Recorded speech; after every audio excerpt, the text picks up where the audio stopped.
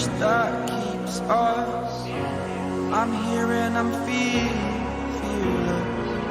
Exaggerated, that's what you assume.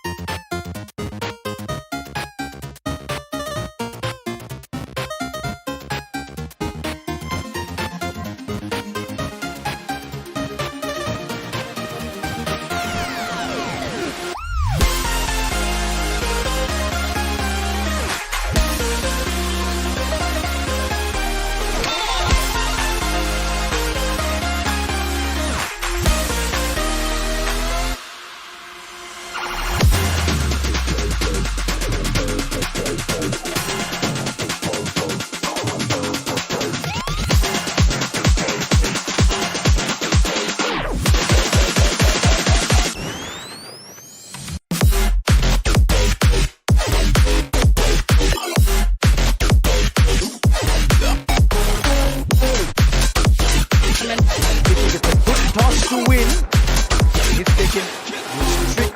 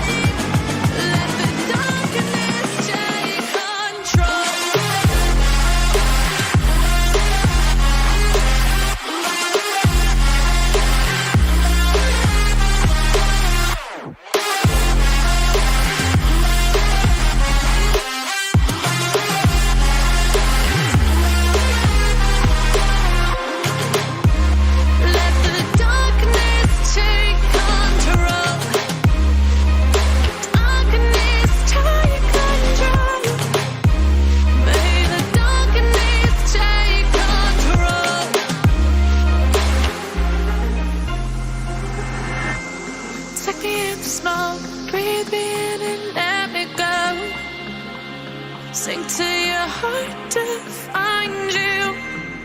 Open up your eyes till you're blinded by the lies, so you can see what you do.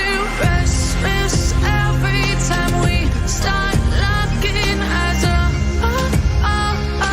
lost control. Oh, it's paradise with honesty, but I'm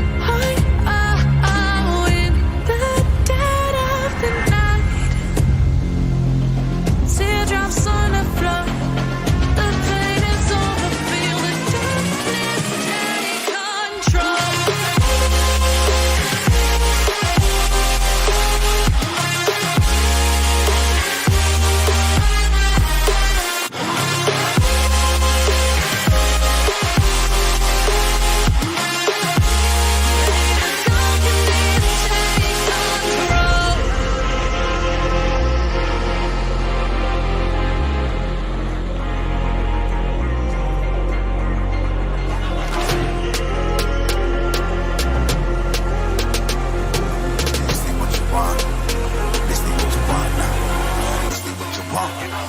alive, can't put me in a box.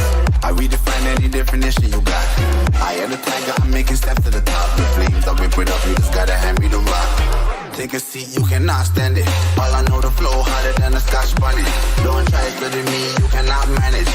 This ain't what you want, bitch, I'm a fucking phenomenon.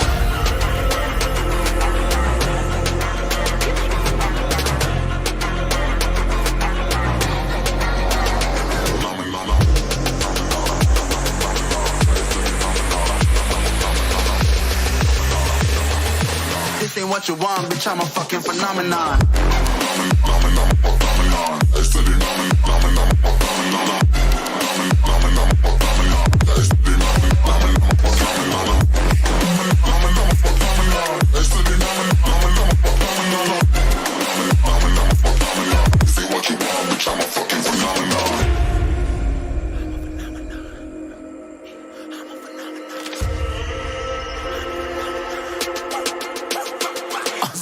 Yeah, you better listen. I'm bringing heat, you'll be a fan when I start rapping the way I'll have your fucking head spinning. I'm known as spit vicious, release bombs and go tick tick.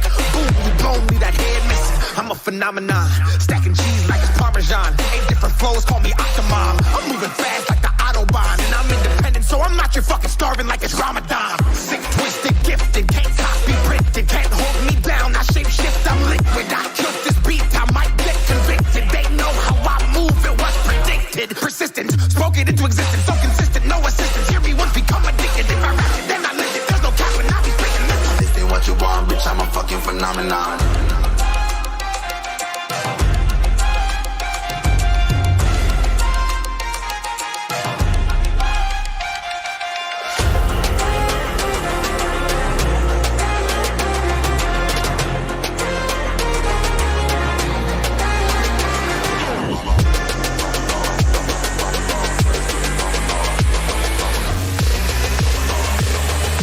This ain't what you want, bitch, I'm a fucking phenomenon.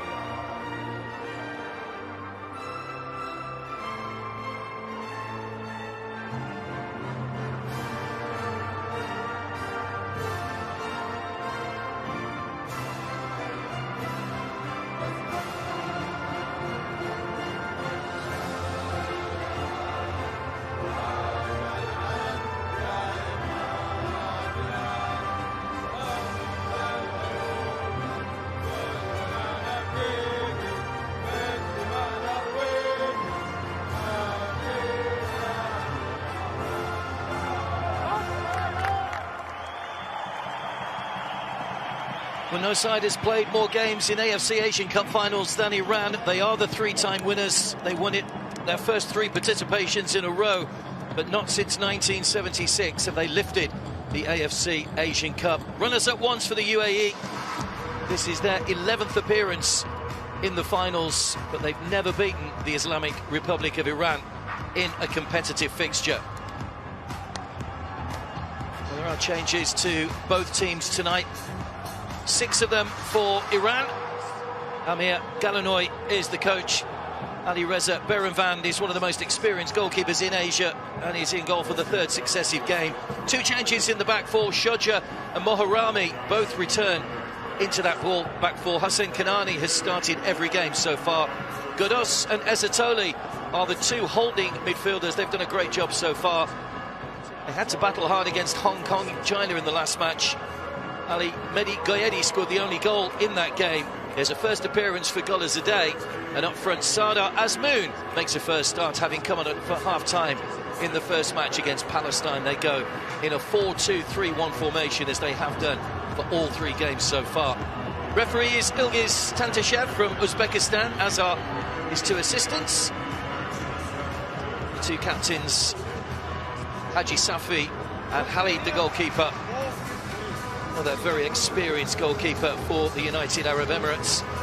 The man standing between Iran and goals tonight. Mohammed Khaled Al Hosh from Saudi Arabia is looking after things in the VAR room, assisted by Abdullah Jamali from Kuwait.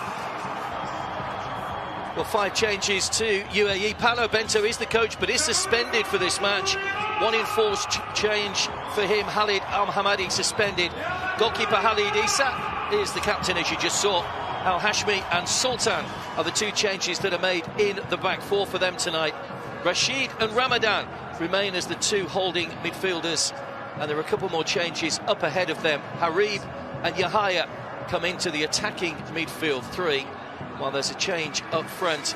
Ali Saleh replaces Sultan Adil, who scored in the first 2 matches, the 19-year-old, vastly experienced. One familiar name missing is Ali Mabkout. He's injured and not available for tonight's match. 4-2-3-1 for the United Arab Emirates. Sultan had a great couple of games, scored a penalty in the first match, scored in the last game, but Ali Mabkout is a big miss for them, not available for tonight's game. Yeah, that's right.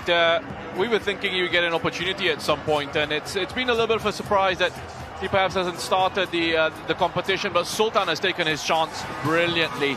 Not being able to really find the back of the net on the domestic front, but on the international stage, Sultan has been very solid for the United Arab. You always wonder what sort of impact that will have as well, not having your head coach on the sidelines, having to listen into your assistant and try to make do with that.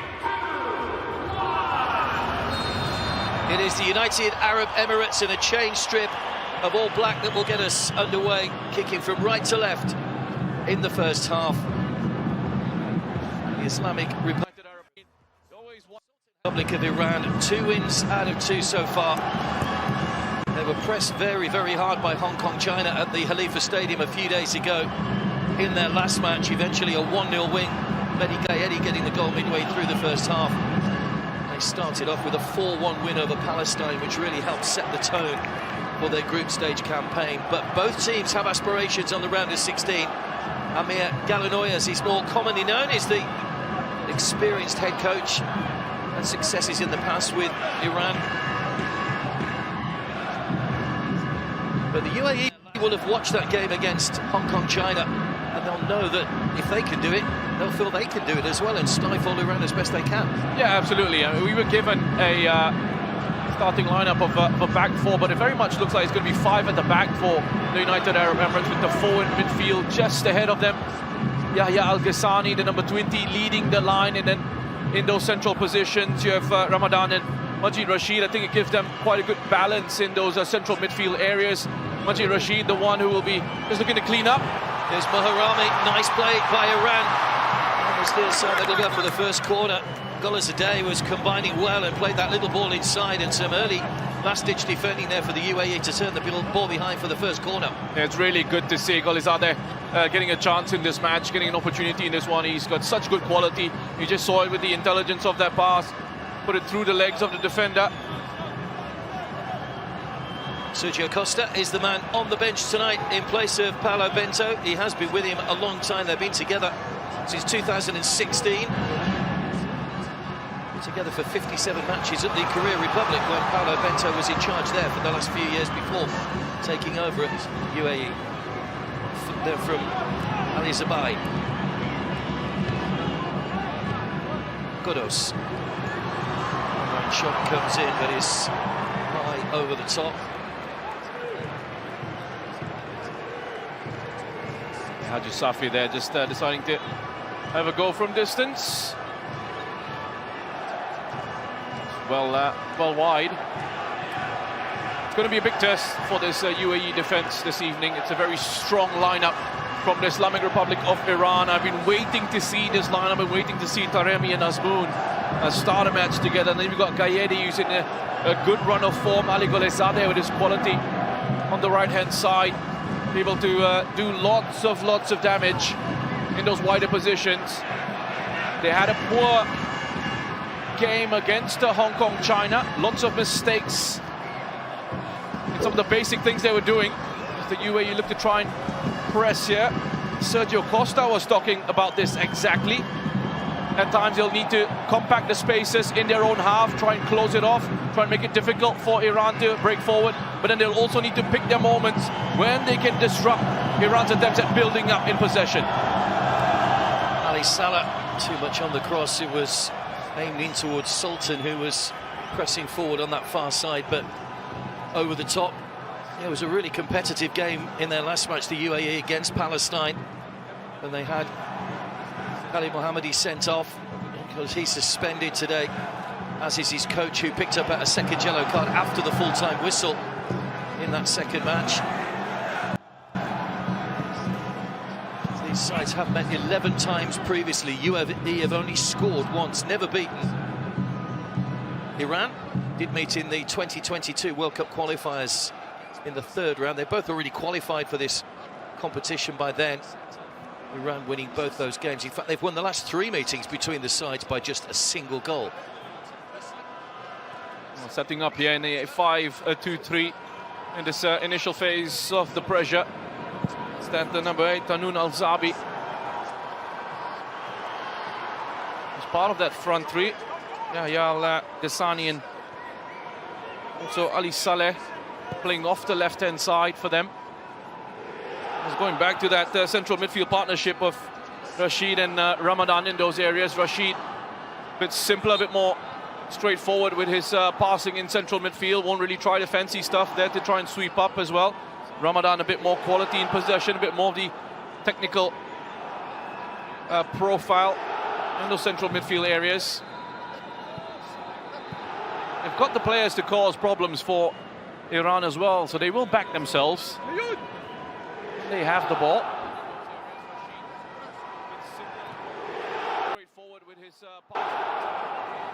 They did make it through to the semi-finals. UAE back in 2019, they were eventually beaten 4-0 by Qatar, the eventual winners, but it was a very, very good group campaign for them.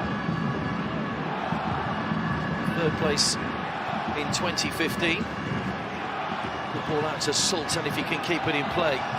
Just going across the line, I think. The assistant very close to that on the far side. So it will be a goal kick to Iran. 1968, Iran made their debut in this AFC Asian Cup. A lot of those supporters probably weren't born when they won it. Champions in the first 3 editions, 68, 72, 76.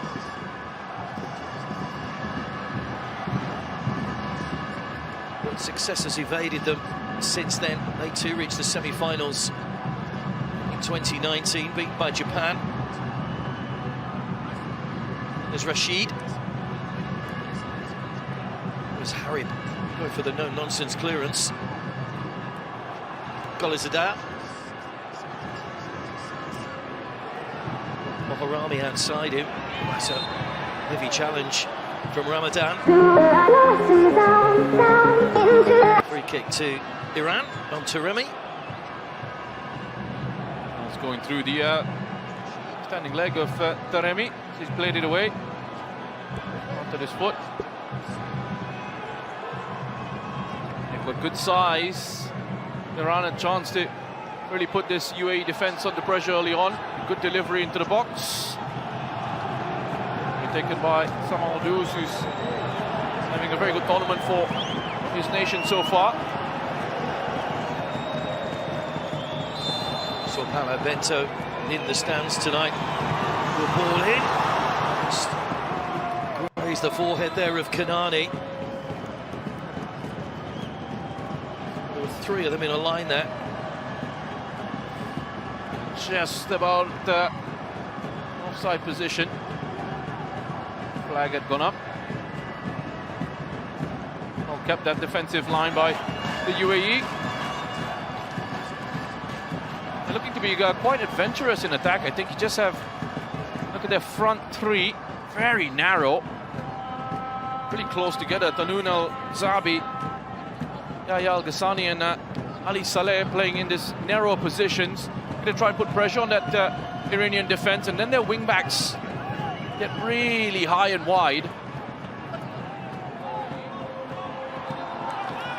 There's another free kick going Iran's way. Moharami brought down this time as he was going forward. Good atmosphere inside Education City once again. Attendance is brilliant. 937,000 is the record for AFC Asian Cups.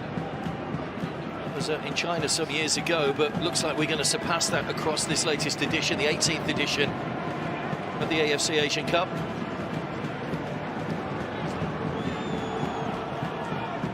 Free kick again to Iran, taken by Godos. Came out to Haji Safi, the captain, who decided to have a swing at it, but was way over the top. Yeah, again, I think the decision there would have been to just take it down and play it out wide to Mehdi Gayed. He was waiting for the second ball to come into him. Right start from Iran down his right-hand side as well. Moharami in there, a bit more energy and work rate. Look at the link up with Golizadeh. Caused some problems down that side of the pitch. Remember the changes that Galinoy made in that game against Hong Kong, China, perhaps one of the reasons why they struggled with their play overall. They made lots of errors in possession. They look very confident here, moving the ball along nicely. Just the concern for them. It's good to see Khalilzadeh back in the starting lineup as well. He limped off in the first match with a bit of an injury. We saw Majid Hosseini also go off with an injury. Ball forward. Khalid quickly off his line to gather that one. 10 of these 11 players started Iran's first game. Has another good ball forward. Khalid off his line again. Good goalkeeping. That's the second time he's had to be alert to the danger. Khalid Issa was fantastic against Palestine. He was so good with his shot stopping in that match. We were under so much pressure and had to be quick off his line here again. Probably feel he should have held on to that one. It wasn't a clean take, but did just enough to get it away from Azmoun. Moharami. There's Kanani.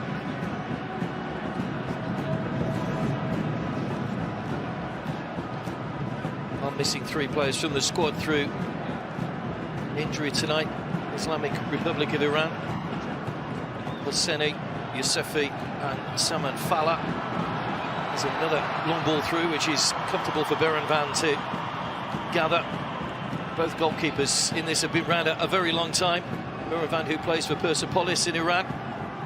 Khalid at the other end has played over 200 appearances for Al Ain. One of a number of one-club players on the field tonight is Taremi. To loft that one over to Azmoun.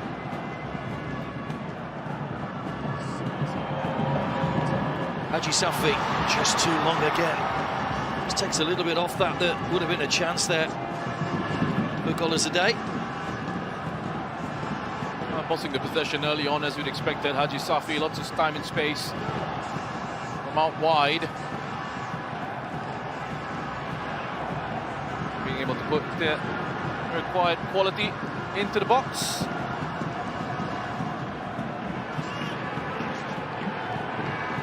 Knocked on by Ali Salah.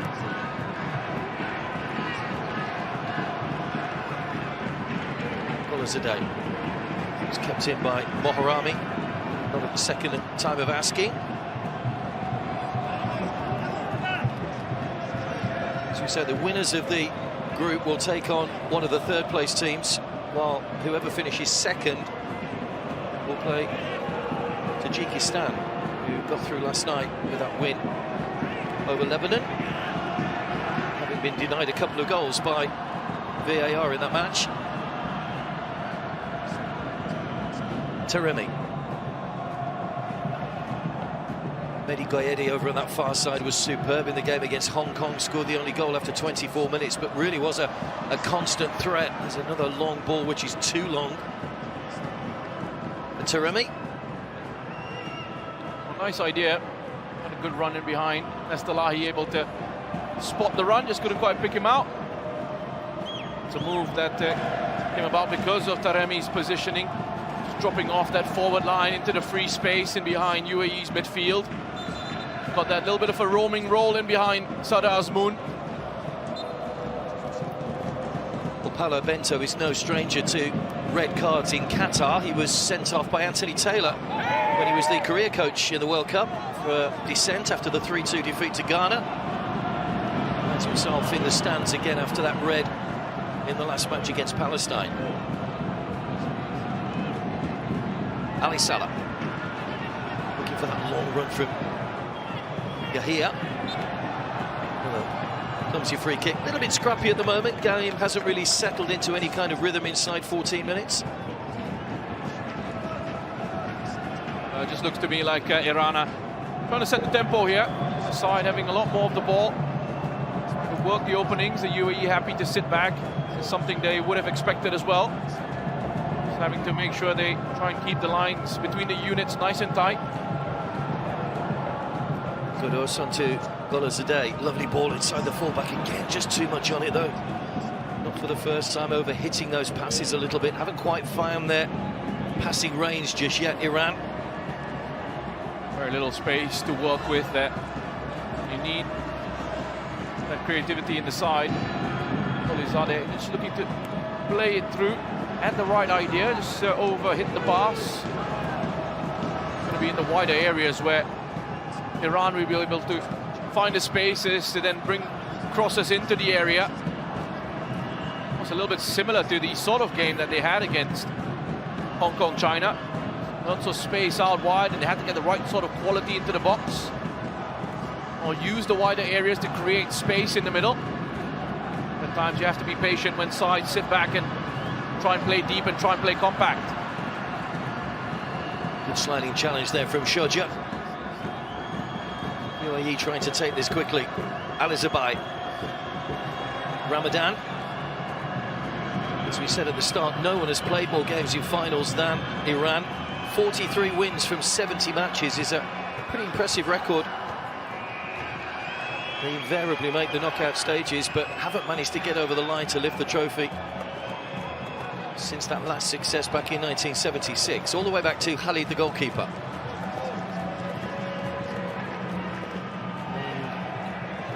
Clearance again for Harib, but just overhit slightly and out of play.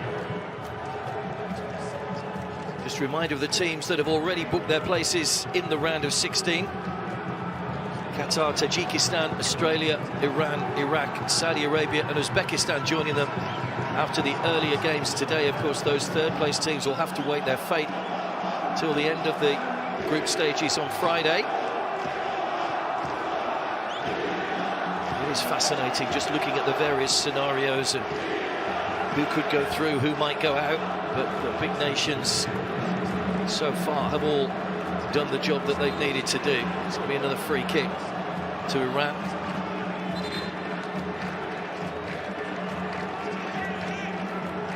Quick feet from Estelahi, getting it away from Ali Saleh.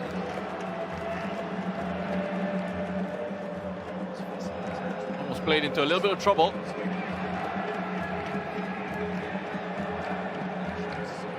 Let's have a look at that setup. UAE in midfield with that pentagon at 5, the 2 and the 3 in front of them, trying to block off the central spaces. Looking to push Iran out wide. A slight error there by Sultan, who looked as if he was going to save the corner initially and then let the ball run over the line. Started 11 games in the UAE Pro League for Al Jazeera this season. Did start the opening game for Iran, scored in the second half. And now he has, like his teammates, defensive duties to do here from this Iranian corner. Free header from Azmoun, but he can't keep it down and heads over the top. What a chance that is for Iran to take the early lead. Yeah, good bit of movement from Azmoun. He knows what a chance that was as well to give them the lead. He's unmarked. Look at the time and space he's got in the area. Unchallenged. That's a bad miss for a player of his quality. That's a huge opportunity. That's poor from Azmoun. Good run. Not a good finish at all. He needs just one more to reach 50 international goals. That was a good chance for him to reach that landmark. Iran, though, just starting to press forward with a little bit of purpose now. Ezzatolahi. Goyedi. Too close to the goalkeeper, who just had to keep an eye on where his line was. Halid. I actually wonder if he was going for that guy, Eddie. He's full of confidence at the moment. Really good finish in that last match. He was one of their better players.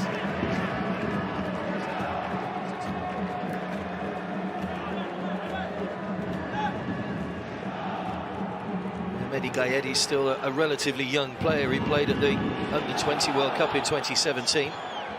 Another good ball curled in again towards Azmoun. Cut out this time by that UAE defence.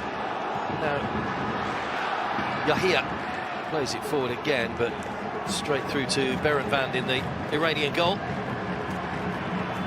Yeah, looking for the quick counters. Not quite finding the range of passing just yet. Khalilzadeh, good reading of the intent. Put himself back quickly. Well positioned.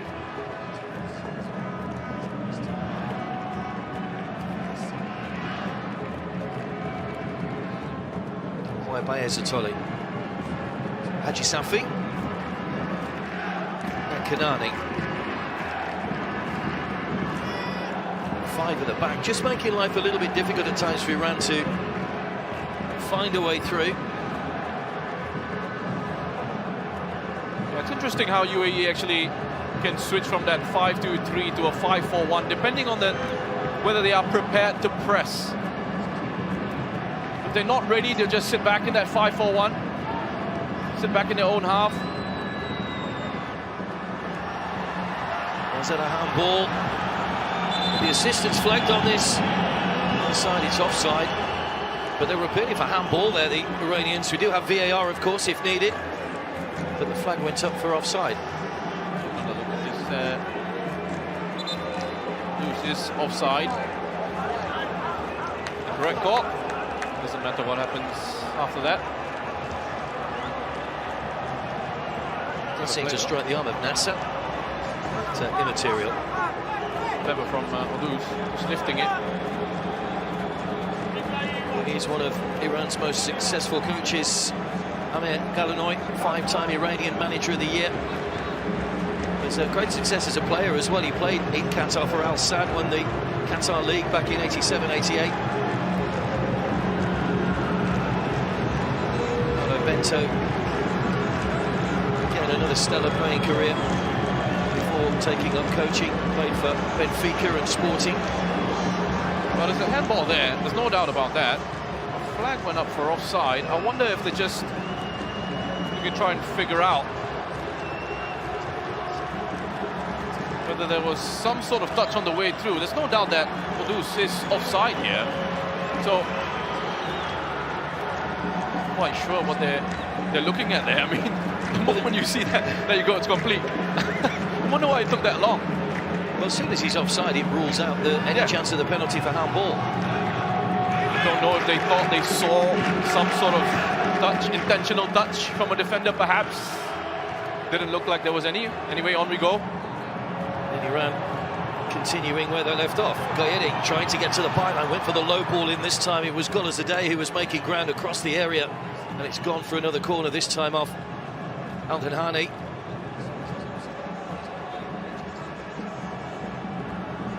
Starting to get Gayedi a little bit more involved in the action now. Still the stadium filling up here. It is at about 6:20 local time, so people probably just finishing off at work and coming straight to watch some AFC Asia Cup football. Hong Kong, China and Palestine in action at the same time as well. That's too much on it again, not for the first time. Those balls forward carrying a too much pace. No chance for Ghoddos to try and keep that one in play. And again, it's Golazadeh with that pass. That's 3 times now he's attempted to play those passes in behind. He's put too much weight on them. A bit of rustiness, perhaps. I was saying earlier on in the tournament, Iran are the oldest by average age of 29, their squad. Well, it's a much younger UAE side. 25 is the average age. 1 or 2 younger players have been brought through over the last couple of years. I've still got that little bit of experience in there as well. Yeah, they really needed to have that regeneration in the squad overall, bringing young players through after the days of Omar Abdul Rahman and Amar Khalil. Oh, it's just gone across the face of goal.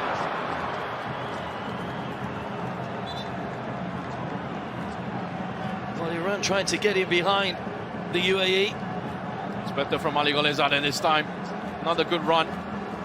He's able to drop it in for Taremi, try to hook it back towards goal. Looking very dangerous here, Iran. Much better display. Good response. Obviously, you have more quality out on the pitch. That's more technical ability in the key areas for this Iran side. Another Iranian corner. Haji Safi will swing this one over. To traffic once again. No one able to get a goal-bound header on it. Just seems to pop up in the air more than anything. And now there might be a break on here. Ali Zabai trying to stab that one forward. He will get the free kick. Yahia was making a great run through the middle.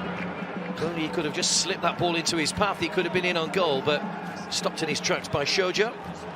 Smart play, really smart play. The first one was good strength. Gayedi, to his credit, he tried his best to recover, get back on the counter from the UAE, but he wasn't strong enough. Just got brushed aside.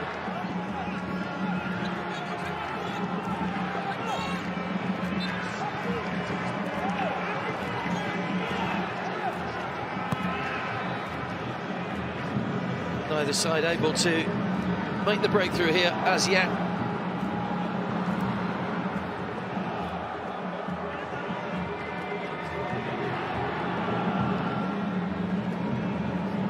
Ali Zabai.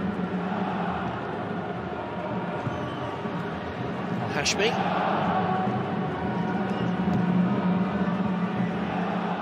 Away again by UAE. Golazadeh. Little flick on by Azmoun, real chance here! And finally the breakthrough to Remy, who almost scored a moment or so ago. Seizes onto a wonderful through ball from Azmoun. It was perfectly weighted this time. Khalid came but didn't get near it. And Mehdi Taremi gets the opening goal of the game. He's first of the tournament.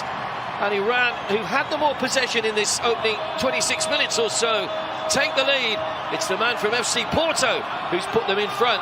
And Paulo Bento's side have to come from behind if they want to stand any chance of going into the next stage.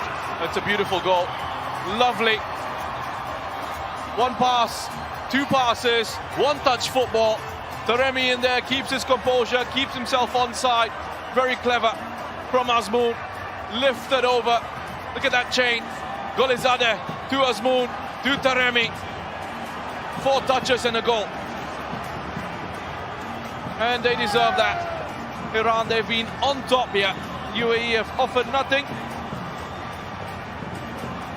Well, they take a deserved lead.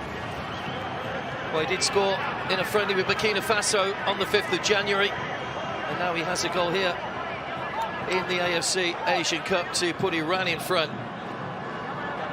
Sure, they're just double-checking that there wasn't an offside involved. It was quite close, but well, we've seen some very marginal decisions. We saw one last night, which was literally, I think, about a millimetre offside, and almost impossible to see with the naked eye, but we're back underway.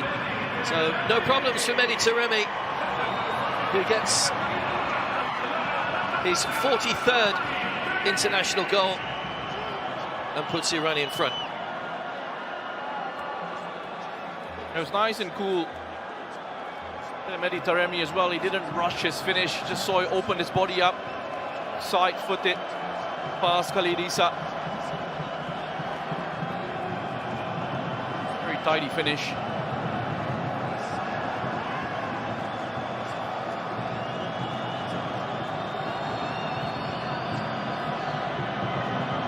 The UAE should still be okay to go through in second place, depending what happens in the other match, but get a little nervy for them. 4 points probably would be enough as a third place team. That's a dangerous looking ball in, hooked away before it could cause any problems for the keeper. Ali Salah, Ramadan, and wide to Yahia.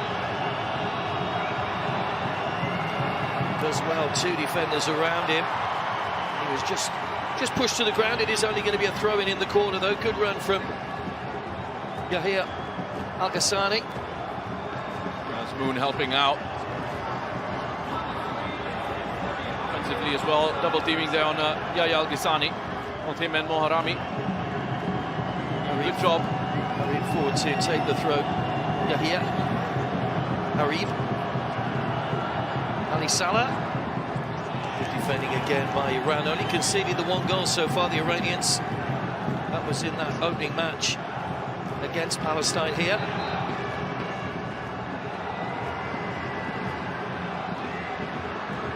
Hashmi just had to get there first before Taremi to hurry it, so there wasn't really much direction or purpose on that ball. And that nudge in the back from Ali Zabai will give a free kick to Iran right in the corner.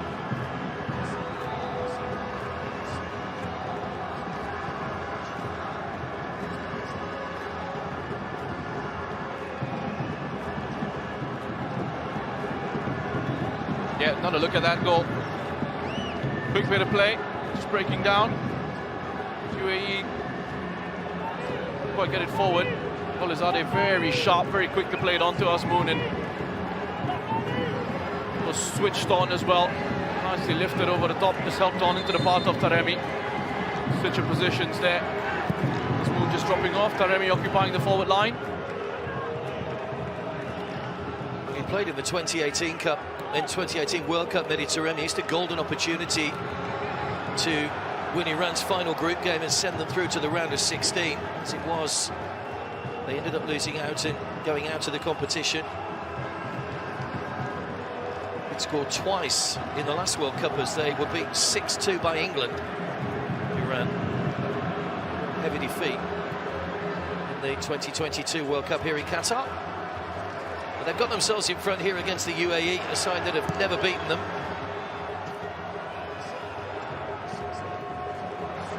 Haji Safi looking long for Golazadeh, who's popped up on the far side now. Goyedi trying to get down the line. There's no one in the centre. Goyedi caught by Al-Hashmi. Will be a free kick to Iran. A chance to put Khalid's goal under a little bit more pressure here. Good quality on the ball, guy. He's very quick with how he shifts this, able to just drop the shoulder, change direction very quickly. He's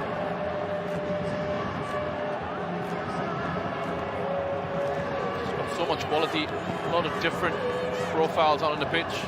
Iran, Qaedi might not have that strength or that physicality, but he's very good with the ball at his feet. Very good at unbalancing defenders, shifting the body weight or moving in the other direction. Sharjah forward. 1-0 has been enough to win the last 3 meetings between these sides. Flicked on by Taremi. Bouncing awkwardly on the edge of the area. Shodja has to play it backwards. Moharami. Throws it back in again. Comes down, almost falling for Asboon. Flag has now gone up for offside, which was my first instinct when that ball was played in, but of course the flag does stay down for a little while these days. Yeah, it did look like he was clearly offside as it came in real time. I mean, in those situations, I just feel like it's pretty clear. Just raise the flag. I know the instructions are to see how the attack pans out and then you raise your flag, but that's quite well off. He's quite well off, Taremi, with that header.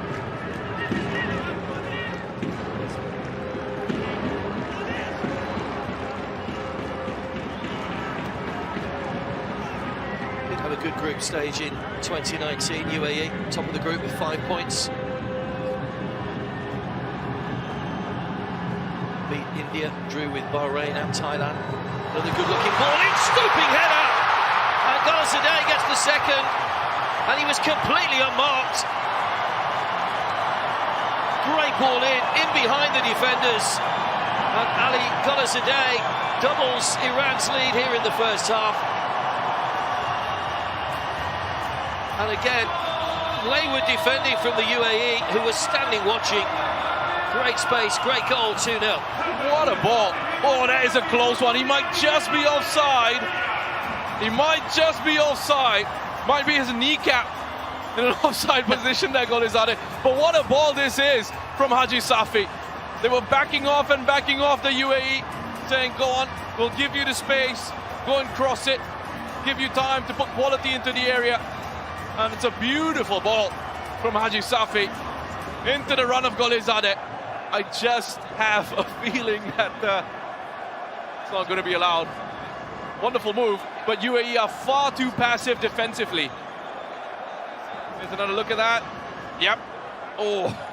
It looks as though he is slightly ahead of Al-Handani. But semi-automated offside will tell us, of course. Well, we've seen quite a few goals disallowed by the faintest and the smallest of margins over the first few matches. This is match 29 of this AFC Asian Cup here in Qatar. Then Palestine, Hong Kong, China going on simultaneously in the other match, but they are checking the goal here, VAR. I think his joy might be short-lived here, Golazadeh. The referee may have had word that it is going to be offside. Yep. So goal disallowed for Golazadeh. And once again, it's now the UAE's fans' turn to celebrate a non-goal. We saw Lebanon's fans yesterday celebrating 2 non-goals. Khalid Isa is having a go at his defenders here. Publicly. Letting his younger teammates, much younger teammates, know what he thinks of the quality of the defending around him. But they are far too passive, the UAE defensively. It's okay if you want to set up in a 5-4-1 and make it compact, but you have to engage at some point. You've got to go out and go and engage. You can't just let players run and attack and get into dangerous areas and put quality into the box and make free runs into the penalty area. Yeah, it doesn't matter what level of the game you play, you deliver quality, you invariably get goals.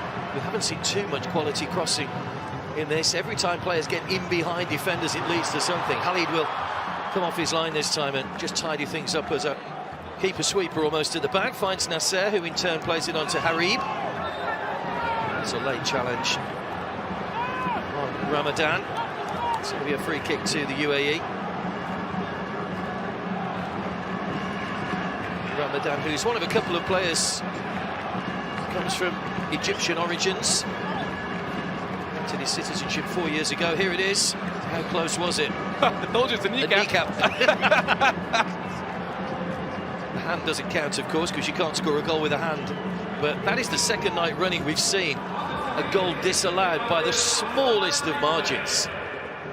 Hey, not too bad, huh? I called kneecap without needing the semi-automated offside. Maybe you should be an assistant referee down there. Stays at 1-0. Mehdi Taremi's goal coming a little earlier on, but it's not been all plain sailing as it was in the last match for Iran when they were stifled for long periods by Hong Kong China. Good ball over the top. Golas a day. Harib.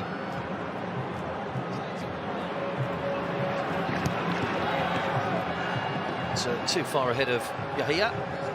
All the way through to Beren Van in the Iranian goal. Has played at 2 previous AFC Asian Cups, Ali Reza Beren Van, 2015 and 2019. Played at 2 World Cups. Was in the provisional squad for 2014 as well, but didn't make the final cut. One of a number of these Iranian players that were given their debuts at various points by Carlos Queiroz, the former coach. He's got a tremendously long throw on him, apparently. He's been known to throw the ball some 60 metres into the opposition half. Haven't seen him put that into action just yet. It will be a free kick. Still remember the save he made when he was playing in the AFC Champions League for Persepolis against Al Saad of a Xavi header, I think it was. Absolutely brilliant. Still stands out in my mind. Great quality in goal for Iran with Beren Van. They've been very comfortable. Iran, they will cause a few issues in a matchup against Hong Kong China, who were quite happy to press, didn't have much possession, but had a very high starting line. Gaedi, nicely taken. Was he just caught there as he was in full flight? The referee was well placed and said nothing wrong with that, just coming together. He's made a fair point as well. I don't think it was a free kick. Might have been a handball from Gaedi anyway. Touched it past Sultan. But again, it's just pretty straightforward for Iran at the moment. Again, with that, no pressure on the ball. Central defender can get his head up, look for a runner in behind, especially with the high line that they have. A run from Gaedi from out to in, and he was almost in behind. Really passive, really static. It's almost as if they're not quite sure whether they should be pressing together, whether they should be dropping off. No engagement at all. Semi-finalists in 2019, quarter-finalists in the previous 3 editions before that. Iran look as if at the moment they're heading through to the round of 16 in style. So she's gone behind for a corner. Moharami getting to the byline, just took a flick off the defender. Harib as it went into the area. Well, defensive intensity is just so poor from the UAE at the moment. Forget pressing. There's no pressure. There's not even pressure. So Iran in those wider positions, just so comfortable. So much time on the ball. The corner count as well.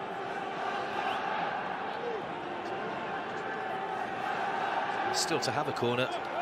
UAE, what can Iran do from the set piece? Azmoun already had one great chance with a free header. That's taken a flick at the near post. It's just taken it away from everybody. And it's going to go for a goal kick. Came off an Iranian head. Shodja may well have got the final touch on that one. And there's the man whose goal separates the 2 teams. That was nicely whipped in by Haj Stafi. And they've been winning all these aerial challenges, all these first balls from the set pieces. There's a fairly heavy challenge there from Moharami. The referee will bring it back and give the yellow card. He tried to play on, in fairness to the referee there, as Harib went down, but certainly realised there wasn't going to be the advantage. So, said again, Moharami gets the yellow card. Correct decision, good refereeing. Trying to allow the play to continue, trying to let it flow. It's a really poor challenge from Moharami. He was beaten by Harib. Yellow cards are wiped out after the quarter-finals, so there's always a danger that players are going to miss a big, important knockout round match if they were to get a second yellow card in a subsequent match. Ali Salah over the free kick here for the UAE. Good header from Haji Safi. Back in again, no one able to breach that white defence at the moment. There's Gaedi. Moharami clears long up to Taremi. Will be guided back to Khalid though. Khalid. 3 minutes to go to half-time. There will be a little bit of added time for those 2 VAR decisions that we've had in the first half. But ultimately, Iran have played very well, looked very strong, and looked very sure of themselves once they started to get a foothold in the game. Yeah, no basic mistakes, not panicking at all, nice and composed. But again, it's because there's almost no pressure on them being applied, so it's very comfortable. You're not looking to try and test them, the UAE.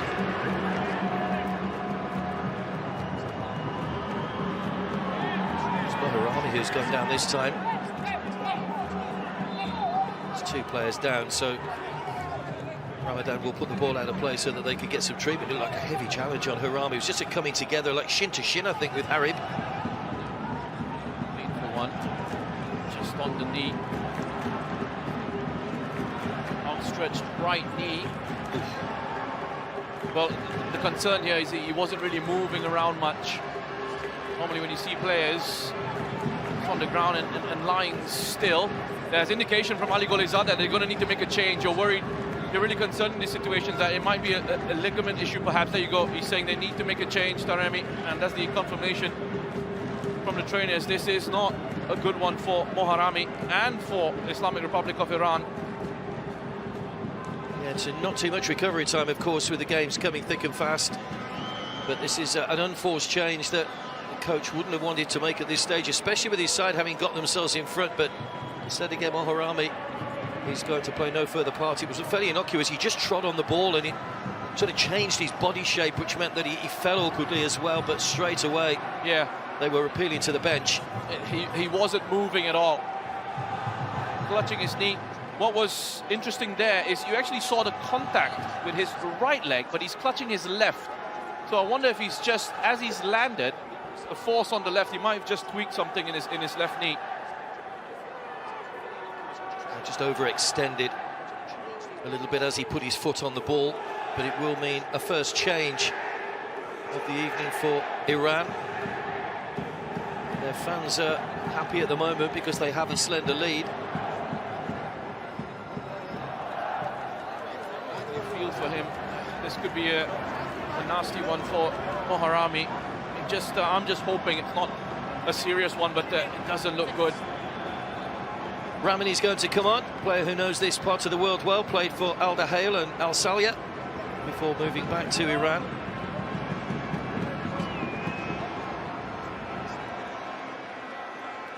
Has appeared in both games so far. He came on against Palestine, started the last match against Hong Kong, China. But Rami will come on to replace Moharami. So hope that's not too serious for Moharami. He'll be a vital part, of course, as they progress through the competition into the round of 16. And more injury issues, more injury concerns for Iran. Majid Hosseini also out of the squad for this one, the match day squad. Picked up an injury in that last game. Now Moharami is out with what looks like it could be a pretty serious injury. 6 minutes added time at the end of the first half. Iran leading by a single goal to nil, thanks to Mehdi Taremi.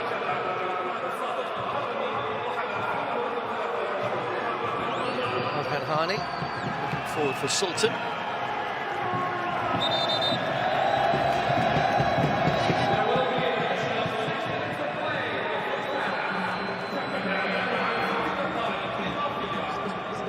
Just a reminder of the group situation. A win here would take Iran on to 9 points. UAE would have 4. Palestine and Hong Kong, China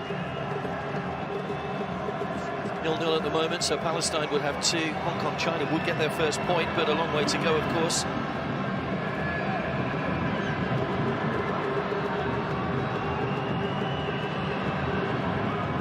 UAE still might have a say in things in the second half. Harib.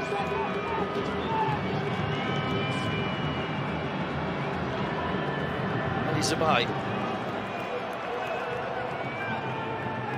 Now comes the press from Iran. Al-Hashmi under pressure from Taremi, but it's Alhan Hani. Yahia. Good defending again. Shorja, the man getting across to make that challenge. Good reading from Shorja, tracking the run. Not wide.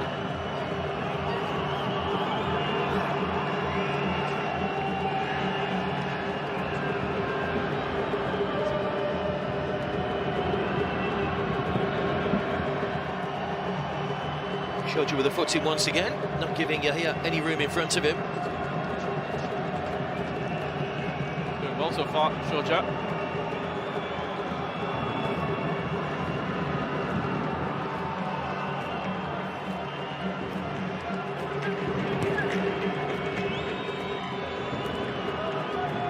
Sails out of play, just too much on that one, too high for Sultan from Nasser.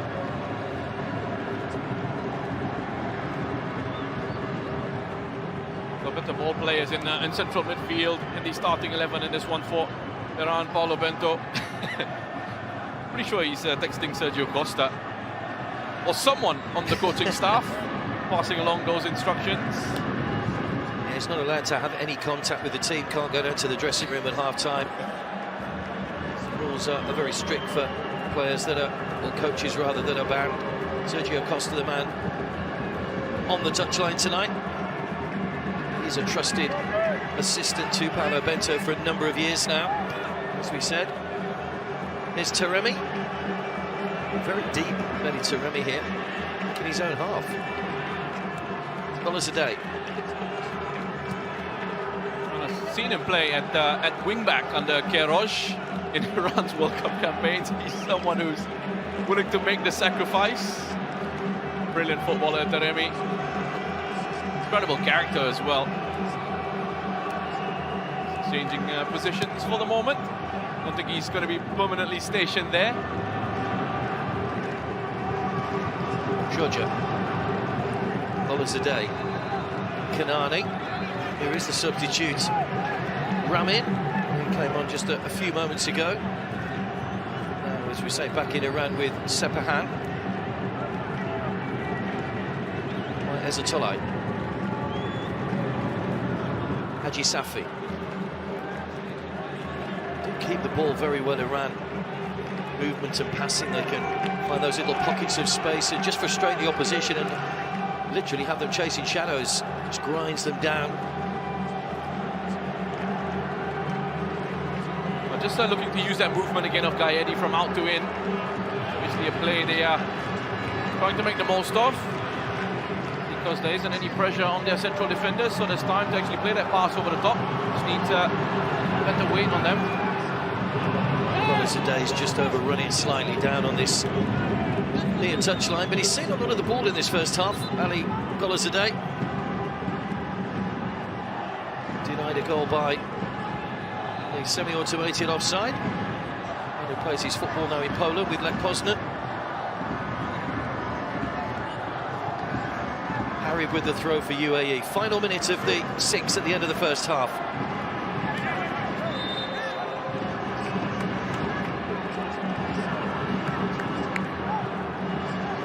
Iranian fans still making plenty of noise. They'll be hoping for more goals from their team in the second half. It was a frustrating second half in the last match against Hong Kong, China.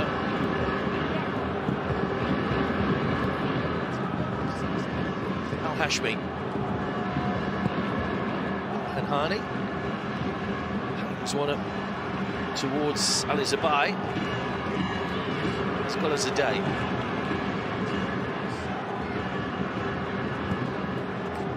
Shorja.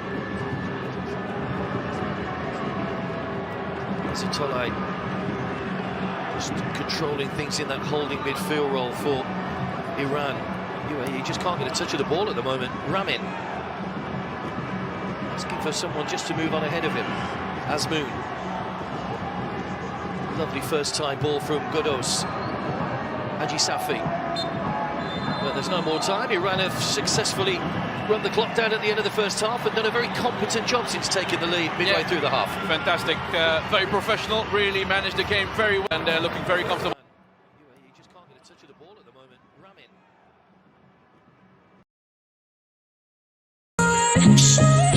I couldn't agree that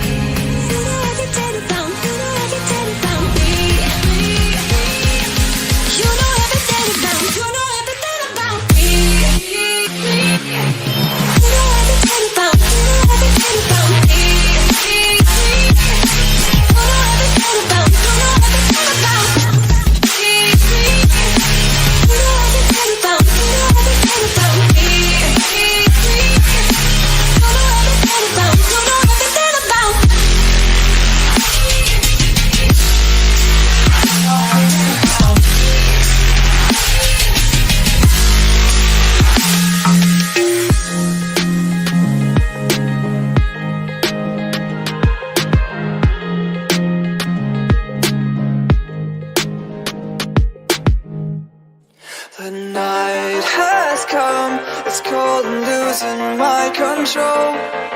Your light is gone, and lonely darkness fill my soul. I wish that you could save me from my isolation. It's way too complicated. Let's start this conversation.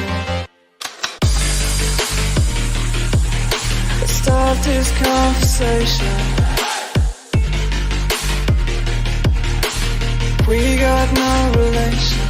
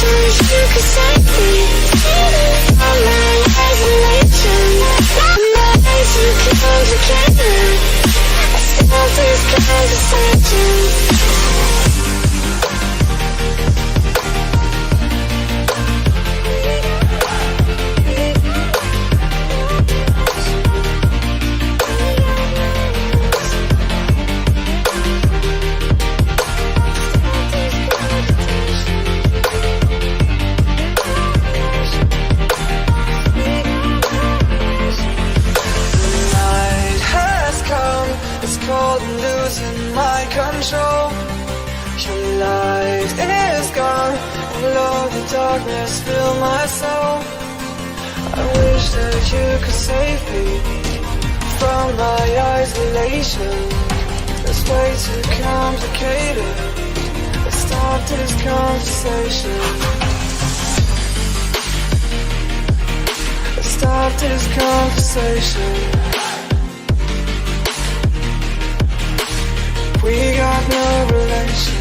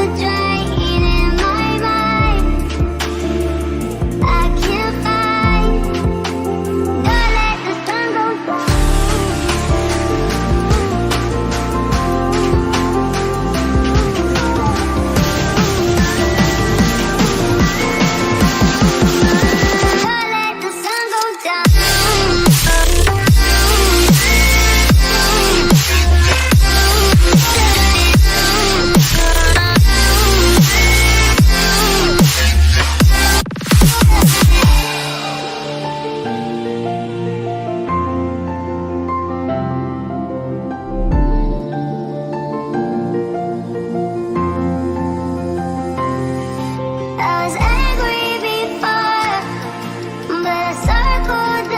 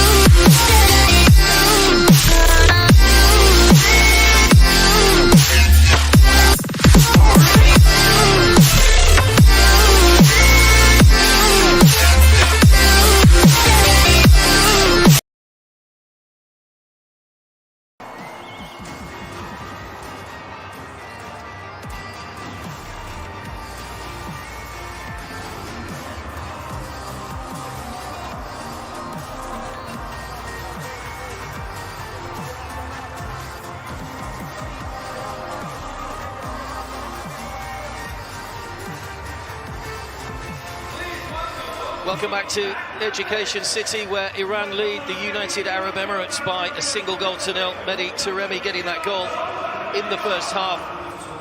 UAE, I don't think, managed a single shot on target in the first half. They will know that Palestine are beating Hong Kong China by a goal to nil, so that would put both teams on 4 points. But because the head-to-head was drawn, it means that the goal difference would come into play, and that at the moment is favouring the UAE. But if they were to concede another couple and Palestine were to score another couple, it could see Palestine finishing second in the group and UAE having to sweat on going through as a third-place team. But 4 points should be enough, but they'll want to make sure by clinching that second spot. Yeah, absolutely. They won't want to leave anything to chance, right? They want to control what they can, and we'll look to try and change things up in this second 45. They were so poor, there's so much room for improvement. That's the positive thing for the UAE, and the fact that it's only 1-0, so they're still in this, but they need to be a lot more aggressive in their defensive approach, in their pressure, in their pressing, and they need to show their quality in attack, because we haven't seen enough of it at all from the United Arab Emirates so far in this one. It's been far too comfortable for the Islamic Republic of Iran, and I'd like to see them be troubled a little bit more. Yeah, the Islamic Republic of Iran, all in white, will kick from right to left in the second half. Very competent display by their defenders, Kanani and Shodja, who've been steady throughout this competition. Here is Kanani. Made 6 changes to their starting lineup today after ringing the changes against Hong Kong. It just knocked them out of their stride a little bit. They looked a little imbalanced for long periods in that game. They did get the win, but it was relatively unconvincing against Hong Kong China. UAE looking to get straight on the attack from the start of the second half. No Pala Bento on the bench, of course. He wasn't even allowed to go down to the dressing room at half-time. It was all left to his assistant. And there in the picture, Sergio Costa. What can they come up with in the second half to try and trouble Iran and prevent them from going through with a 100% record? Straight into the arms of Beren Van, who was really troubled in that first half.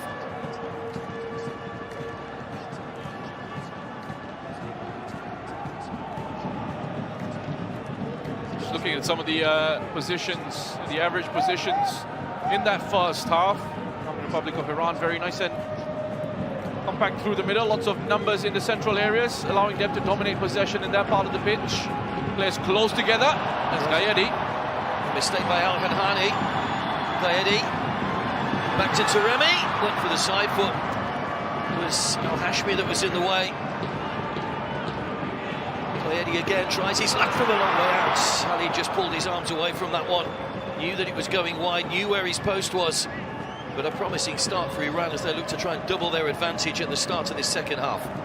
And not bad, worth a go from here. Gayedi again, slow to close down. Look at defenders turning their back in that situation. Just turning away from the shot. What was also interesting about the average positions that first half was Mehdi Gayedi was Iran's most advanced attacker. Nazmoun and Taremi at times is dropping off. Giving Gayedi that space to try and run in behind, and we saw Iran look to try and use that a couple of times with the ball over the top, that run from out to in from Mehdi Gayedi. Hasn't been a regular in the squad since making his debut back in 2020. It was Dragan Skocic that gave him his debut against Uzbekistan. He's only played 15 times in 3 years. But he's a key member to this squad, scored that goal against Hong Kong China. Free kick, foul on Shodja. No question about that. On the top of his foot. Shodja, who's had a very good game.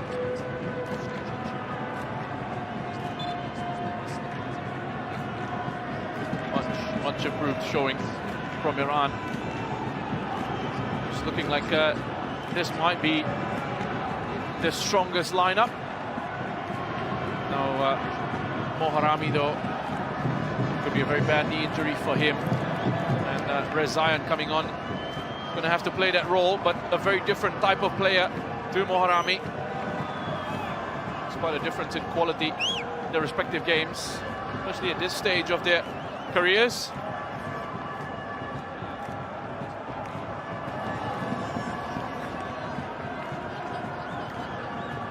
comes the long throw. Right into that crowd of players looking to almost bounce for Gaedi on the edge of the penalty area. Yahia. Well defended again by Shodja, who's another Iranian who played here in Qatar. He was at Al Rayyan, also played for Al Ahly. He was the second Iranian to play for Al Rayyan since the 1980s.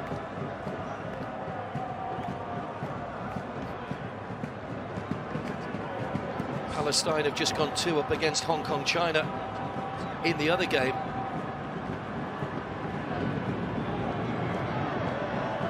That's going to make things really interesting.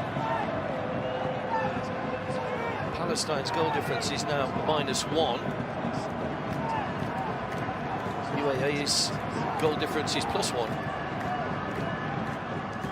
Here's Shodja.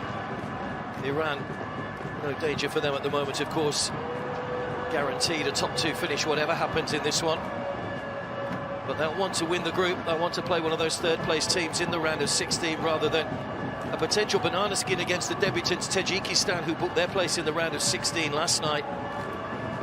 Fantastic occasion.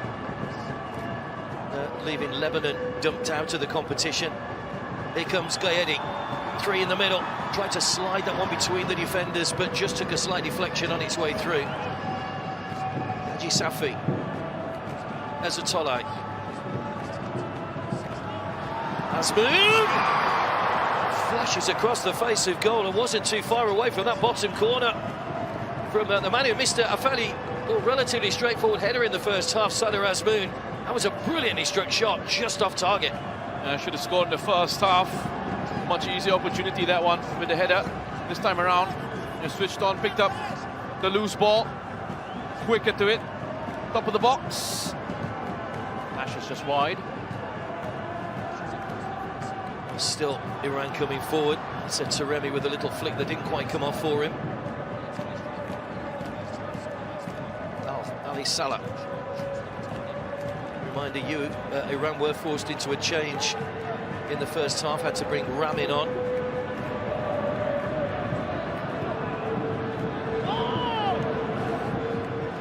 Injury to Moharami. Quite a nasty one as well. Probably with a knee. Yahia. Half appeals for a handball. Al-Hender Hardy. An Iranian player stayed down. It's Shodja again, who took a knock a moment or so ago, and the referee calling the doctors on straight away. He took a knock straight in the midriff there, Shodja. A painful one for Shodja. Winded a little bit right there, plenty of power behind that hit from Ramadan. Another look at that effort from Asmoon. Not too far off. Khaled Issa was just watching on, hoping that would go wide. Thankfully for him and his side, it did.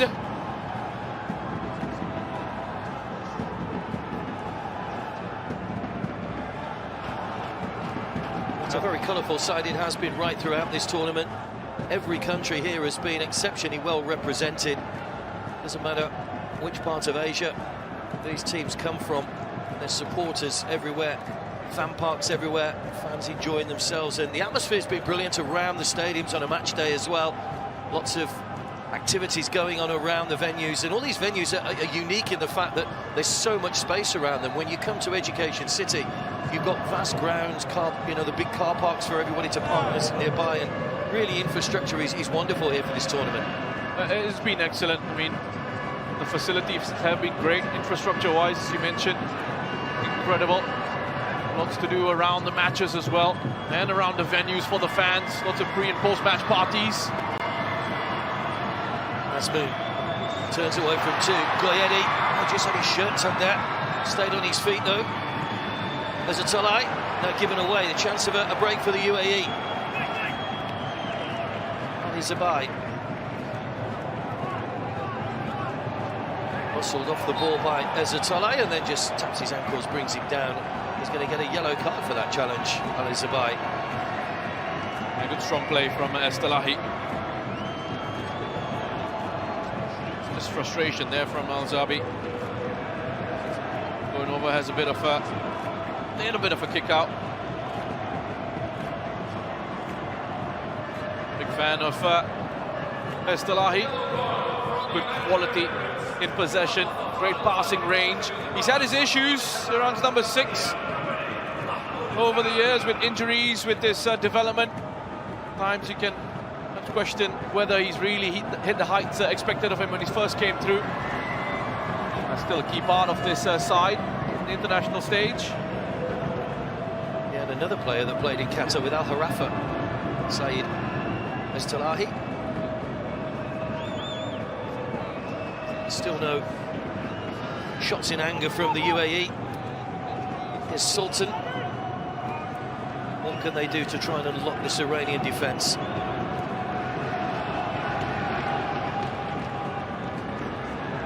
Estelahi used to remind me of Nekunam, who was sort of that pressure release valve in central midfield, and that's the sort of quality that Estelahi, well, I was going to say has, or maybe had.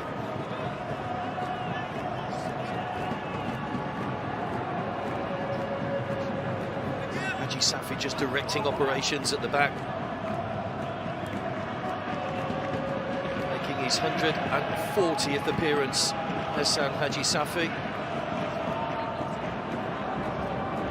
Great servant, the 33-year-old.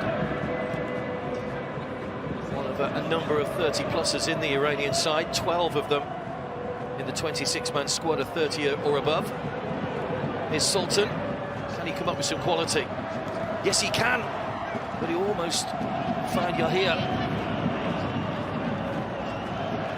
Slightly better ball into the box, but once again, defenders swarming all over him. The only player really in the box to hit was Yahya Al-Ghassani.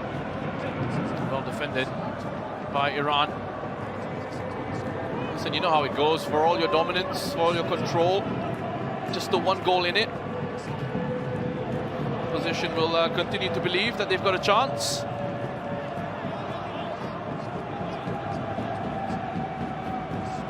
Let's have to say, switched on here, the Iranian defenders. We are going to see a change here from UAE. Caio Canedo rather, is coming on. The man born in Sao Paulo in Brazil. His Emirati citizenship 3 years ago now, comes on for his 41st appearance. Ali Zabai, the man who was booked a moment or so ago, is the player that's gone off.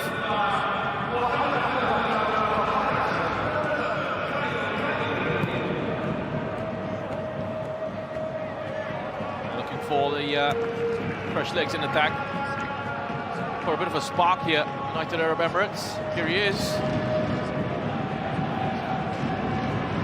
A couple of Brazilian-born players in the United Arab Emirates squad. Sure, that was on the plan as he approached the hour mark for Paulo Bento, who would have given his instructions as best he could to Sergio Costa ahead of the game.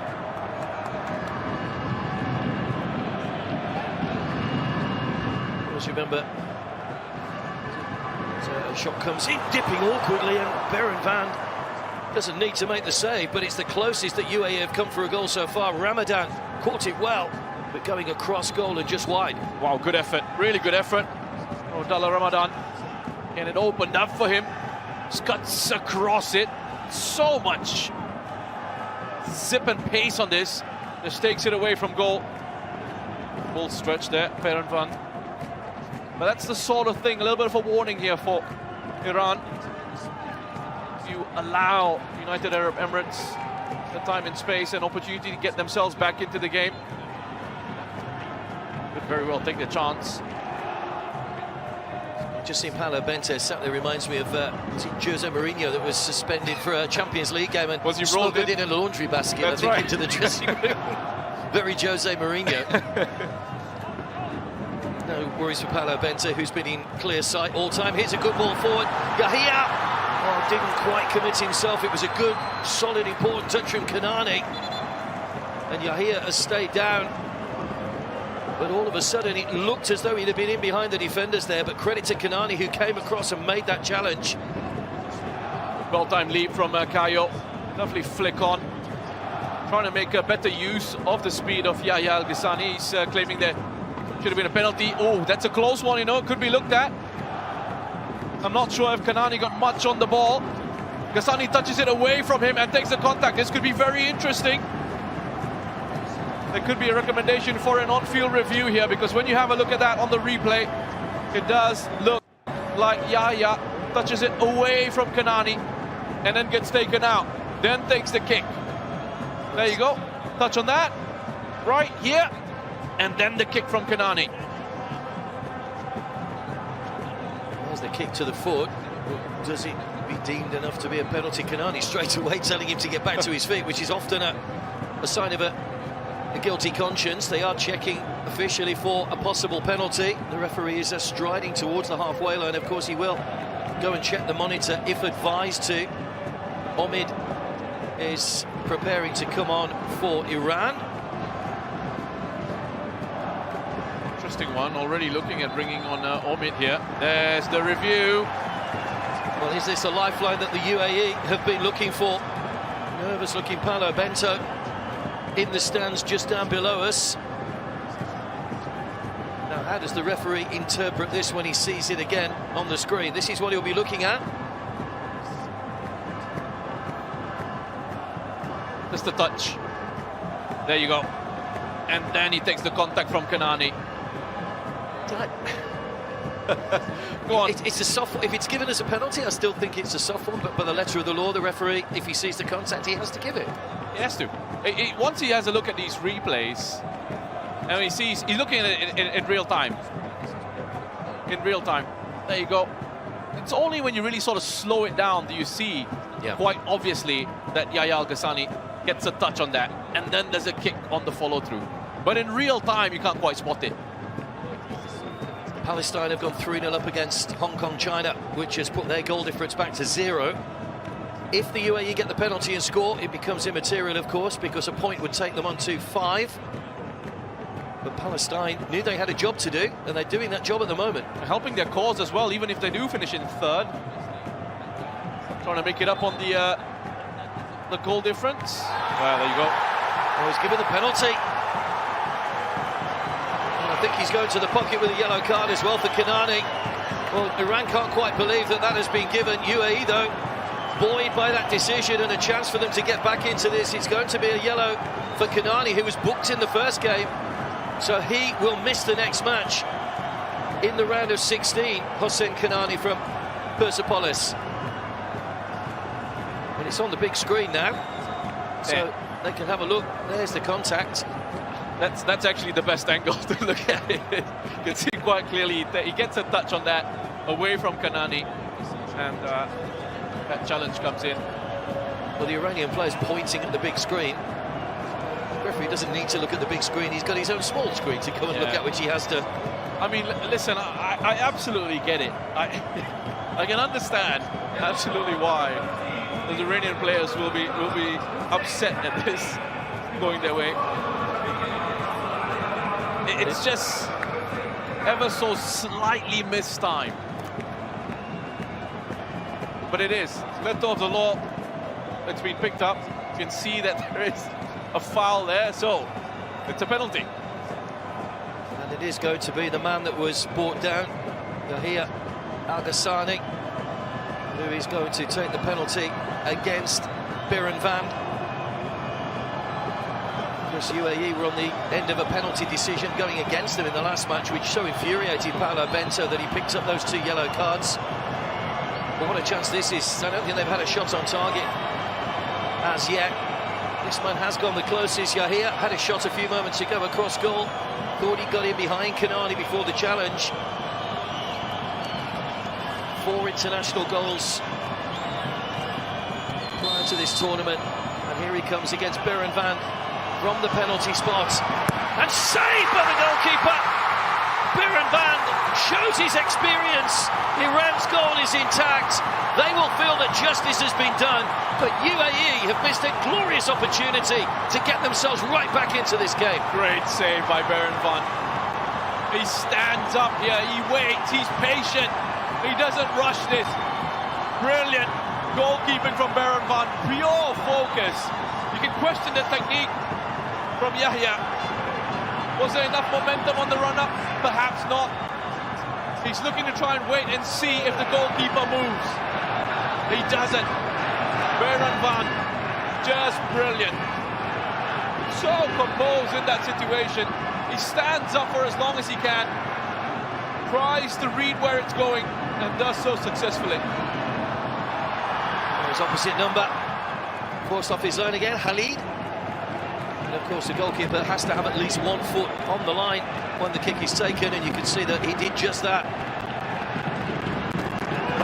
foot on and over, here comes Asmoon.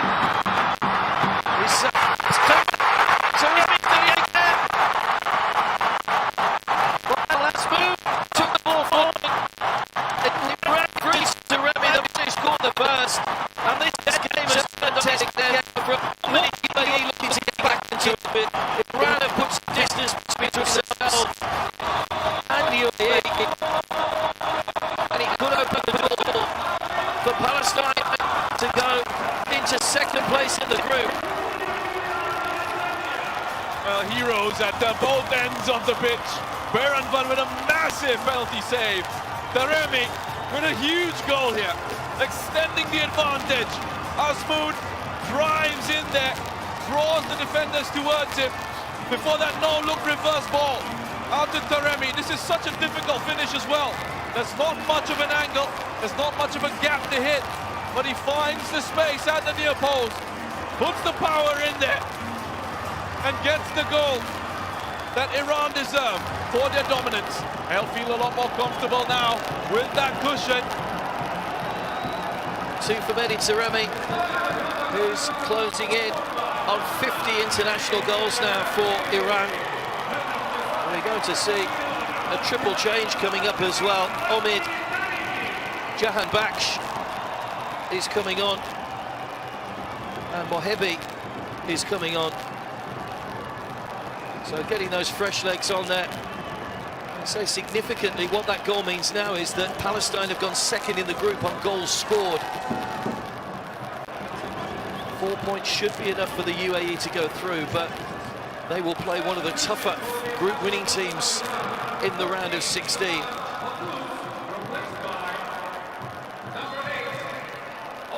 Golazadeh, Goyedi and Godos are the players that have made way.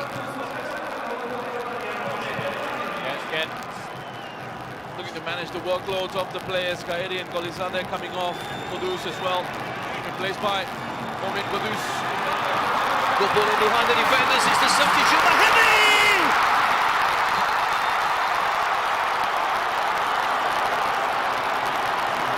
Flays it through to Asmoon, who makes no mistake from there. He may be offside, it is offside. Well, the joy is short-lived. Well, Asmoon, who missed that header in the first half, will be looking to make up for that one. Just a fraction too early. Yeah, you can see clearly there at the line on the pitch. Just couldn't quite get himself back on side. Yep, it's a good finish, but he is off. We've seen some good finishes denied by offside in this competition so far. Marginal, some of them as well, of course. Well, Iran in danger of overrunning the UAE now. Some stony-faced UAE substitutes down on the sidelines. Oh, Hadhani.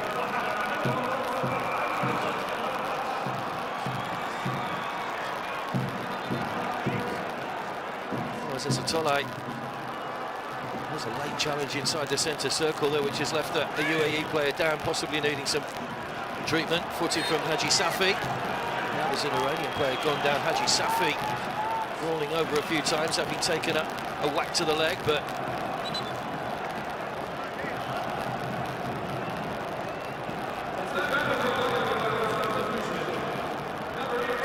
well, they're happy. Quite rightly so. Mehdi Taremi is the hero. He's on a hat-trick now. They're not careful here, the UAE. This could really run away from them. This could get very ugly. Now, this is one of the things Iran don't need. More injuries. Players in their back line. Quite clear this one. It's off. He's well off. Yep. That's actually the kind of law that Arsene Wenger's trying to bring, isn't it? Where there's daylight in between the players rather than this kneecap being offside. He wants a clearer bandwidth of margin for error, I suppose, if you like, to try and encourage more goals. Doesn't get any clearer than that. That is clear, that one. Well, Paolo Bento will have to try and lift his team. It's difficult. It really is difficult from when you're not on the bench to have much of an impact in those situations, to have that direct line of contact. With your coaching staff, yes, you can, you know, this communication technology you can use, but it's different, right? From being there.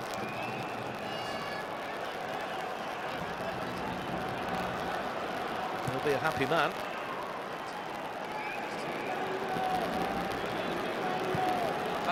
I just wonder if there was too much respect, too much humility from the UAE coming up against Iran. Because we haven't seen them really give a good go of this. We haven't seen them really try and put Iran under pressure, try and cause problems of their own. It's been a real struggle. You wonder if they've just been overawed and maybe just already defeated coming into this match. In terms of the attitude, in terms of the approach. Well, that's one narrative anyway.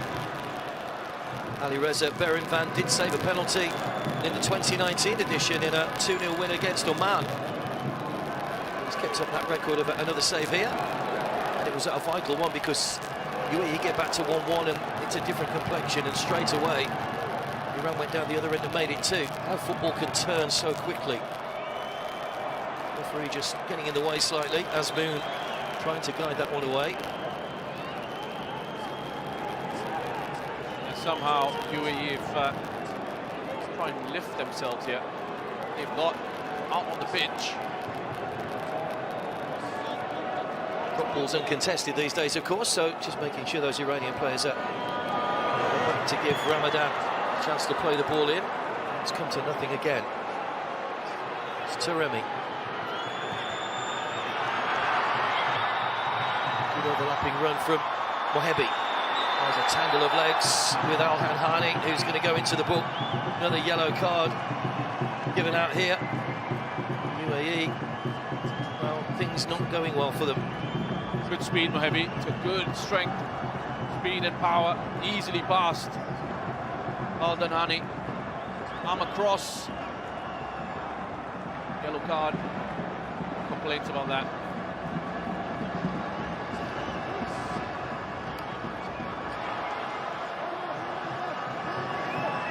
Free kick in a dangerous position here for Iran. Ramin and Haji Safi both over the ball.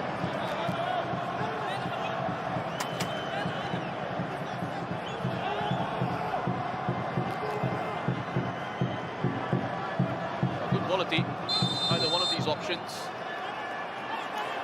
It's made for the right footer, this, to whip it in towards Khalid's goal, and whipped in it is as well, and the goalkeeper seen in two minds there, just helped the ball on its way. Didn't play it back into the middle. Re-delivered in again. Mohebi almost got his head to that. They sense another goal on the horizon here, the Iranian supporters. Interesting technique as well from Ramin Rezayan with that delivery from the free kick. Just went with that knuckleball almost. Jakumbach has taken a deflection, be another corner. So good spell of pressure this for Iran. Referee just in the way slightly of Jakumbach. Setting himself up for that shot. Nice pressure. They're well on top, Iran. They're doing their best to G the crowd up as well. Players down there, 5 players in a little cluster on the penalty spot. They're going for the zonal marking as well, UAE. 5 players along the edge of the 6-yard box, as you can see. Now the clever movement will come all the way across again. It almost finds Kanani. Be a goal kick. It did come off Kanani, I think. We are going to see another change here from the UAE. Al Hamadi is going to come on, and Ramadan is the player that's going off. Abdullah Al Hamadi, who started the first 2 matches, did pick up a yellow card. And his fairly early stages of his career is at Al Jazeera, came through their youth team, one of 7 players, I think, from Al Jazeera in the UAE lineup, or UAE squad, should I say.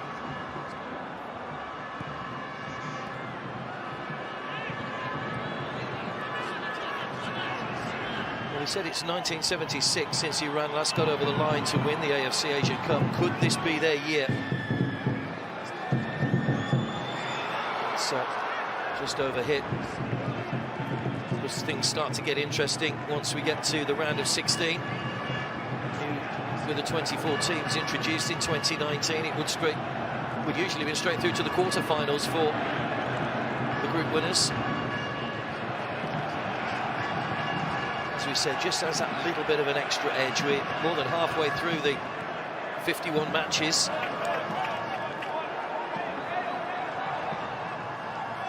I'm always surprised when people don't look at Iran and don't think they're always going to be contenders.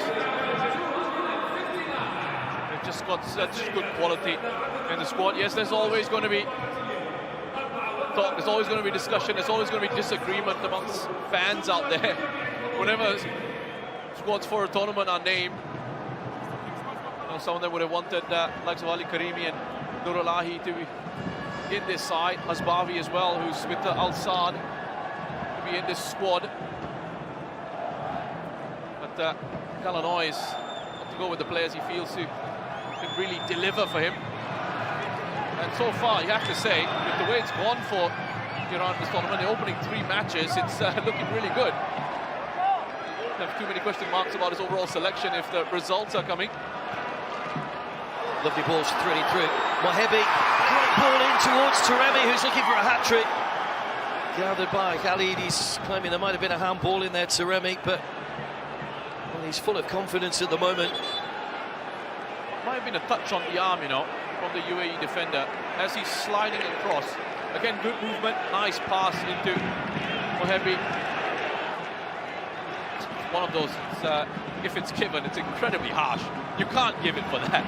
You absolutely cannot. Certainly when it deflected off another part of his body first, but Taremi probably had every right to appeal. The referee did just pause things for a moment while VAR had a quick check, but nothing doing. 34,259 inside Education City for this one as we edge closer to breaking that attendance record. China 2004, there were 937,000 fans watch the games.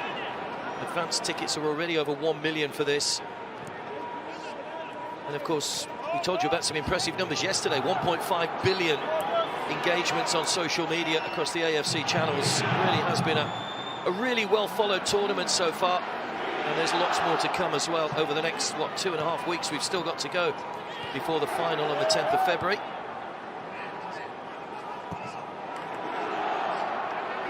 There's Azatolai. Azmoun. Taremi made another good forward run. He was looking that played into his path. Teammates weren't quite on the same wavelength as him. Ball almost picking out its target. Ramin getting forward. It's just the moment earlier, Taremi making that run. The blindside defenders wanted Azmoun to play it through. Perhaps didn't quite feel he was ready to make that pass. He just recycled it. Well, Iran had such a great qualifying campaign for the 2022 World Cup. Only lost twice to Bahrain and Iraq. They put 24 goals past Cambodia across their 2 matches. But of course the World Cup itself wasn't so good. Their last defeat, in fact, was actually against the USA in their final group stage match here in Qatar in 2022.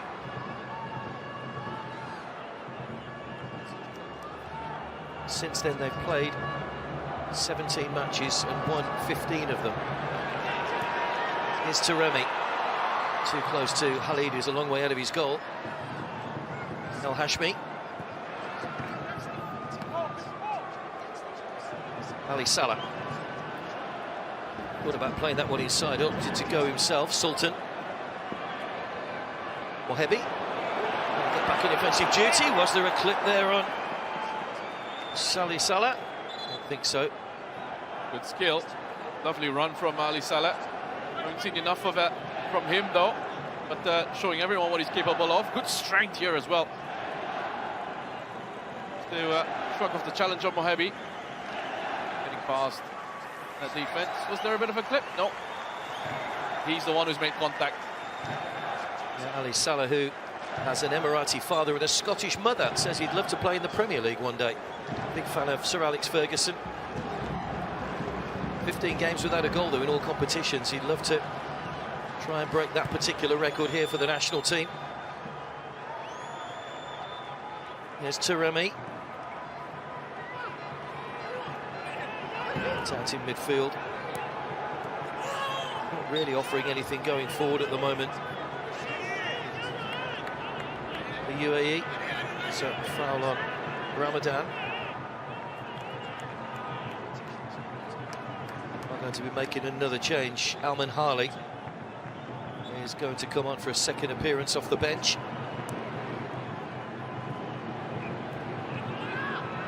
Reminder that as things stand in this group, Iran are going through with 9 points. Palestine are going to pip the UAE to the second place on goals scored. They've scored one more goal, having taken their total to 5 tonight with the 3 they've scored against Hong Kong, China. Fabio Lima, another of those Brazilian-born players, is going to come on as well. It's turning into a really competitive tournament, isn't it? A number of teams that could get up to 4 points at the end of match day 3.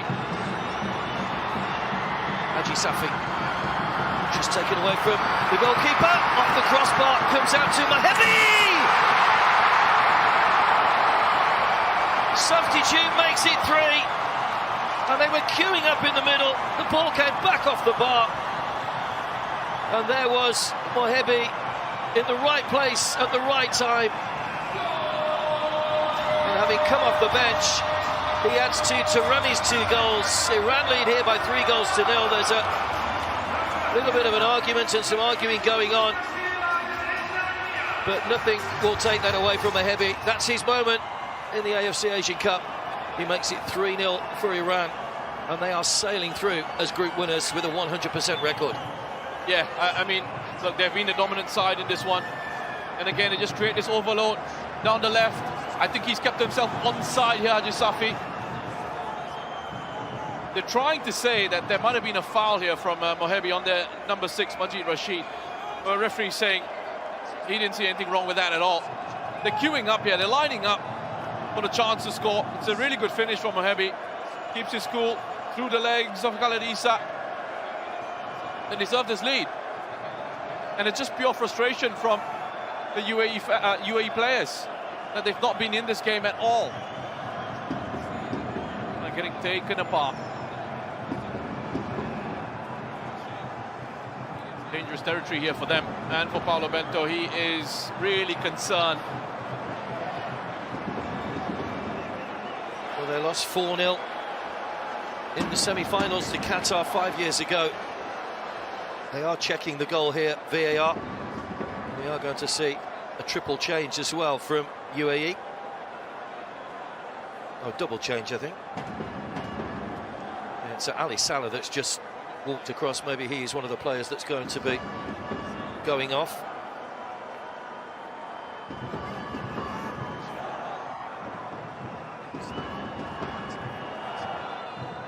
Well, he's coming to have a look at this, the referee, so maybe there is something. Well, certainly VAR have seen something. It was fairly difficult for us to see what it was. There's a look of astonishment on Amir Galanoy's face. Well, I don't know what VAR have seen there. Let's have a look and see if we can pick it out here. Look at Mohebi on Rashid. I mean, come on. You can't disallow the goal for that. You can't, if anything, it's probably Rashid getting in the way of Mohebi. It's obstruction. Well, there's no way he's going to get the ball. He hasn't blocked him off and stopped him getting to the ball because Haji Safi crossed. That's just a coming together. It's almost like a shoulder to shoulder. Sorry, Mark, I don't believe you can disallow a goal for that. Come on. He's just coming together. Football's not a non-contact sport, but I can understand that VAR will probably ask the referee to check, because if they think there's contact, the referee has the right to stick with his original decision, Absolutely. of course. If he doesn't think the contact is enough, he can stick with his original decision. Now, You have to look at the line of the run as well. Has Mohebi changed the line of his run? No, he hasn't. He's continued running. Oh, he's disallowed the goal. it. Oh, come on. disallowed. Well, Mohebi, who enjoyed the celebration, Amir Galanoy is bemused as to why that's been disallowed. Look, here it is again from a different angle. That's not enough. If that's given the other way, is that a penalty? It looks like he's even trying to actually avoid contact. Look, he tries to stop. But the referee's looking right at it. Oh, come on. Oh, well. Not for me. I mean, maybe that's why I'm not a referee. I'd be a terrible referee, I guess. You know, so I just wonder, you know, what goes through a referee's mind when he is called to look at VAR. Well, they have made the changes here. Ali Salah has gone off, Rashid has gone off, Fabio Lima's come on. To me, that's an instance, that's an example of looking for a reason to disallow a goal. Anyway, on we go. The flag stays down. Here's Azmoun in on goal. Is this the moment? Oh, Azmoun opened his body up, but didn't bend his foot around the ball, and you can see Mohebi was in a good space as well. But Azmoun only had his eyes on one thing, that was trying to get on the score sheet. Yeah, again, it just doesn't bend it enough. Just missed time. Once more, it's Taremi looking for that quick release. Poor finish anyway in the end from Azmoun. He was offside.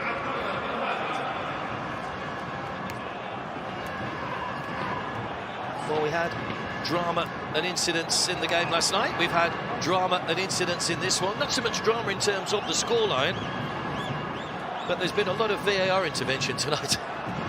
But that's what it's there for. Iran will be further enthused by the way they're going forward at the moment. They'll be keen to make up for that disallowed goal. 2 disallowed goals now, thanks to VAR. They're going to make another change as well. This is their final change. They did have to make that change in the first half, of course. And it is going to be Azmoun that's coming on, and Reza Asadi from Sepahan is coming on for the final few moments. There will be a considerable amount of added time, I should imagine. Yeah, with all the checks that we've had, stoppages that we've had. Chance to give Azmoun a bit of a rest. Had a slight hamstring issue he picked up in the first game. It's good to see that his hamstrings are okay. Played really well today, Azmoun. That link up between him and Taremi is just outstanding. His first touch from Reza, trying to squeeze that into Taremi, who waits in the middle, but he's just had a real rush of blood there, the substitute, because all he had to do was pull that back to Taremi, who would have had a clear sighted goal for a hat-trick. Yeah, that's exactly the point his teammates are making. He just needed that bit of composure. I think he got excited there, Sadi. You drill it across, not the right option. Only made his debut last year in March, Reza Asadi, against Russia in a friendly. Relatively new member of the squad. There's Mohebi. Denied his goal by VAR a few moments ago. Well, Amir Galanoy knows he can prepare. He knew anyway he could prepare for the round of 16. And he will continue to prepare. Paolo Bento can also prepare for the round of 16, you would expect, with 4 points in the group. But he won't be happy with what he's seen from his team here. They will have to regroup. They'll wait to find out their opponents, of course.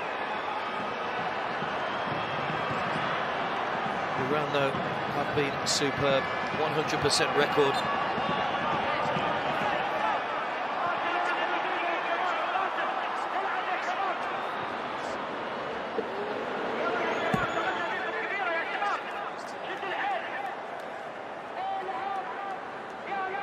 They're making a statement, Iran. They could have had 5 goals had it not been for VAR, and nobody will want to come up against them in the knockout stage of this competition, because you know the kind of side you're going to come up against. Yeah, they've looked very good, and when they're in this sort of form, you're absolutely right, you don't want to come up against them. so much quality, and they're able to mix that strength, that pace, technical ability as well, skill. Of course, tougher challenges lie ahead, but you've got to perform, you've got to beat what's in front of you. We've seen Japan struggle in their first 2 matches so far. They were expected to go on and pretty much go all the way and sweep the competition and win it. We've seen Korea Republic also struggle at times, so credit where it's due. Well, there is a possible scenario where those two sides you just mentioned, Japan and Korea Republic, could actually face each other in the round of 16, which you normally expect those sides to be going right through to maybe quarters or semi-finals. So one big side could exit, which opens the door for the other sides. Anyway, Iran coming forward, too close to Khalid, who just managed to hold on to that one. Well, we had 16 minutes added time last night. It looks as though it'll be 13 minutes coming up here. His fitness levels are really tested these days, aren't they, to the max with this new added time. Certainly UAE player down. 13 minutes confirmed. As expected, he might have even a little bit more here. UAE player that is down, needing some treatment. Just 7 minutes added on in the other game, by the way. Hong Kong against Palestine. Ramadan, no contact there. Still hurt himself. Kicking the ground, kicking the turf.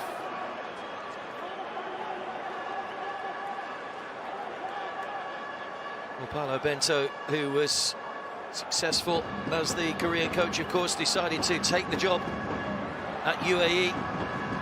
Took charge in July 23, won his opening game, a friendly against Costa Rica, 4-1. It was quite an impressive result against the Central Americans. He's done a good job with them, Paolo Bento. I think in his time he's got a pretty good record with the wins he was able to rack up. That's a big test this tournament. There's also that historical pressure as well, the fact that they made semi-finals in the last 2 editions of the AFC Asian Cup. So you have that expectation. I feel it's very much, when a new coach comes in, a work in progress. I mean, his results coming into this have been okay. He beat Nepal and Bahrain without conceding a goal in their 2 World Cup qualifiers, and friendly wins against Kuwait and Lebanon. So he's come up against some good opposition and churned in results. But of course, losing Adil Sultan, as we said, has been a big blow, and Ali Mabgout as well. We know about his goal-scoring prowess, and he's not available either. Yeah, that's right. And playing with 10 players for large parts of the game against Palestine, it certainly shifted it for them quite a bit. Can they get themselves a consolation? Fabio Lima. Once again, Ahmed Harley just ran into trouble. Still not cleared. Fabio Lima straight at Berenfan, who was the hero with that penalty save, and that's how quickly this game can turn. Iran were leading by a goal to nil. There's a quick ball forward to Remy. Khalid quickly off his line. They thought they'd made it 2-0 in the first half. The goal disallowed. Thought they'd made it 3-0 in the second half. Good running here from Yahia. He's all on his own. Angles tied. Oh, yes, good finish. Berenfan with no chance that time. And finally a moment to cheer for those UAE fans. Yahia cutting in. There seem to be too many defenders around him, but he gets his second goal in this AFC Asian Cup. They're back on the score sheet, and could they get an equaliser in the time that remains? I was just going to say, there's plenty of time for them to make this more than just a consolation goal. Really well done. Great finish. Brilliant finish. He keeps himself onside. No questions about that. Cuts in onto his right foot. Easily away past Kanani. That's a very good finish. Look at the angle on that. That's to wrap his foot around it, bend it into the far corner. That's a good goal.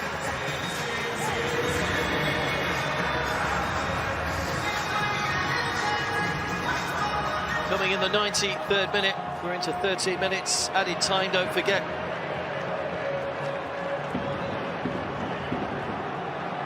There hasn't been much for them to celebrate, UAE fans, but they've gotten a goal of some very good quality. Still lots of time here for them. Significantly, that goal puts them back into second place because it's given them a slightly better goal difference now than Palestine. They have now scored the same amount of goals as well. Very, very tight. That's why the celebrations were so frantic about that goal. Taremi, it's probably not going to change the outcome unless they can get something in the time that remains.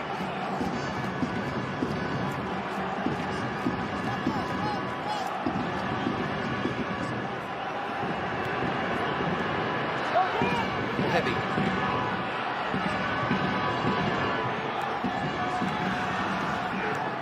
Safi. Shoja.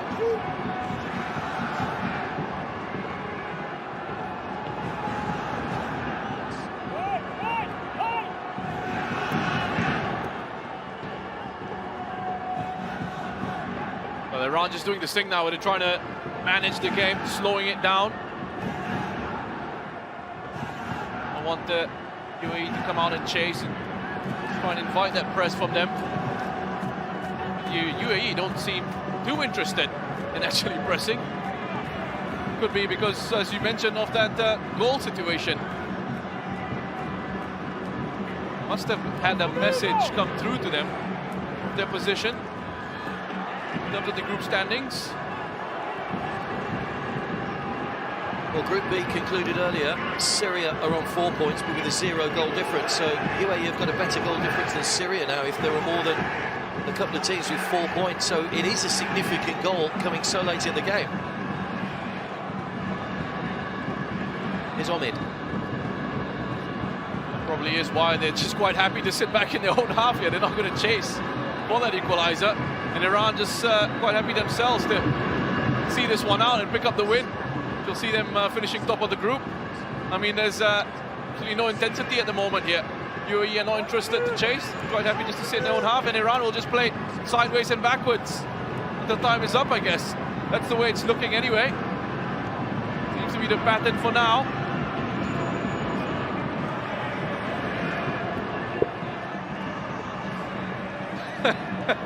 One side isn't going to press, the other isn't going to provoke. 2 more games tomorrow as Group D plays to a conclusion. Iraq against Vietnam and Japan against Indonesia. There'll be some more drama there as well. There's Haji Safi. Mohebi.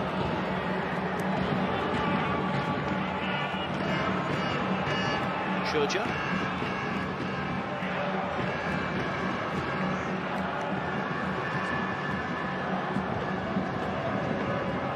If they keep this up, they'll be on their way to setting some sort of in-possession record.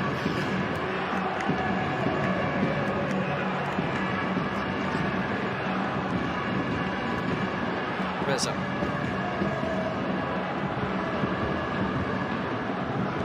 No real intent on getting the ball forward at the moment. They're just quite happy to take the win. No clean sheet though for Berin Van, having saved that penalty earlier on.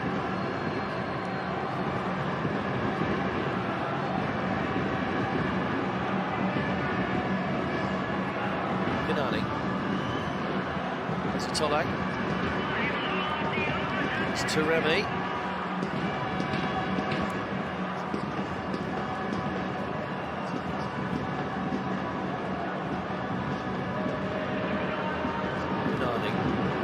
The last time a UAE player touched the ball. Look at this. It's been a good 2-3 minutes of possession for Iran. They're just happy to do this, and the UAE are happy to just see this one out as well. They don't want to take the chances. They don't want to take the risk. Like I said, one side is happy not to press. The other doesn't want to provoke, doesn't want to go and take any chances. They're giving it away though now. Let's see what the UAE decide to do with possession. Whether Iran actually go and try and force the issue. I don't imagine they would, as long as the UAE don't try and progress it beyond a certain point of the pitch. Lots of fans out here asking for the final whistle already. Still a long way to go. There's a big moment in the other game because Hong Kong have just missed a penalty against Palestine. That would have further strengthened UAE's cause.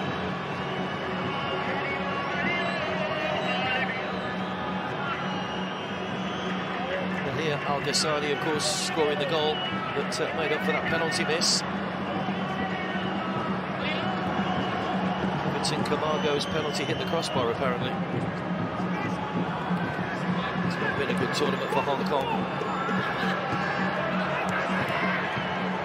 There's Fabio Lima. Oh, still zipping around. Harry won't keep it in play. Well, suddenly they decided to play again. Oh, there you go, the signal there. Slow it down once more. Take your time. Still got 3 minutes just over to go here.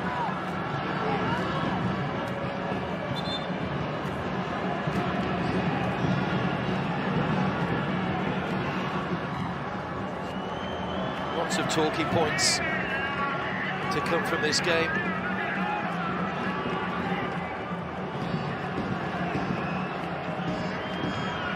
It's certainly been very entertaining. Lots to discuss, lots to talk about.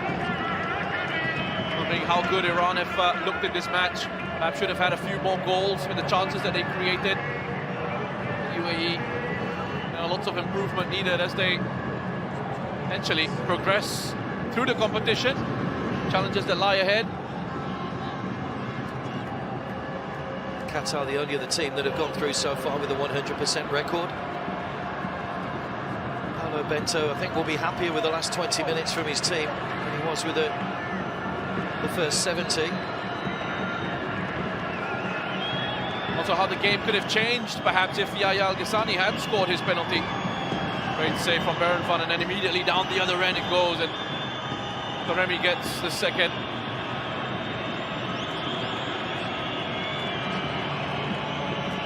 Well, the crowd, of course, may not be aware of the scenario and what's happened in the other game. They just want the ball to get forward. Lots of whistling. Just need to make sure they don't concede another goal. Ramadan. It's a heavy touch. Palestine have beaten Hong Kong, China by 3-0. That goal from Yahya giving the faintest of edges to the UAE going into the round of 16. Smiles on the bench. They know that the point should be in the bag now as we approach the final minutes of added time. Just seeing Andranik there as well. On the coaching staff, Andranik Temurian. Wonderful footballer as well. Back when he was in action. Just about there now, I think.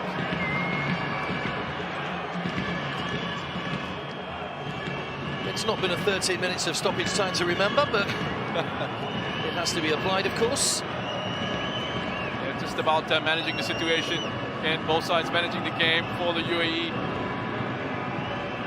Don't want to lose this opportunity. You do what you need to do.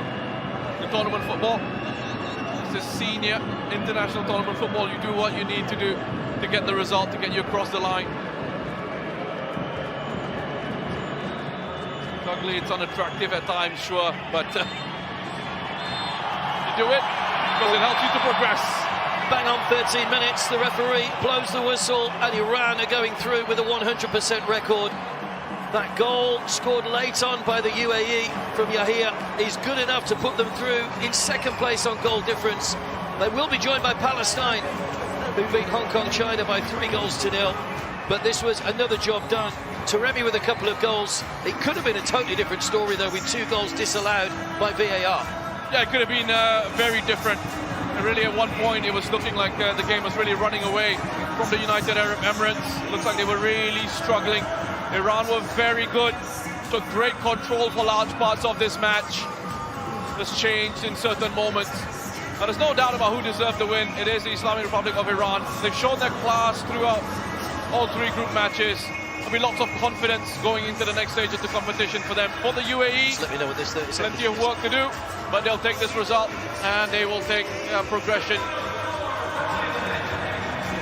We just saw a glimpse of the man who's responsible for putting the UAE through with that goal. Taremi with a couple.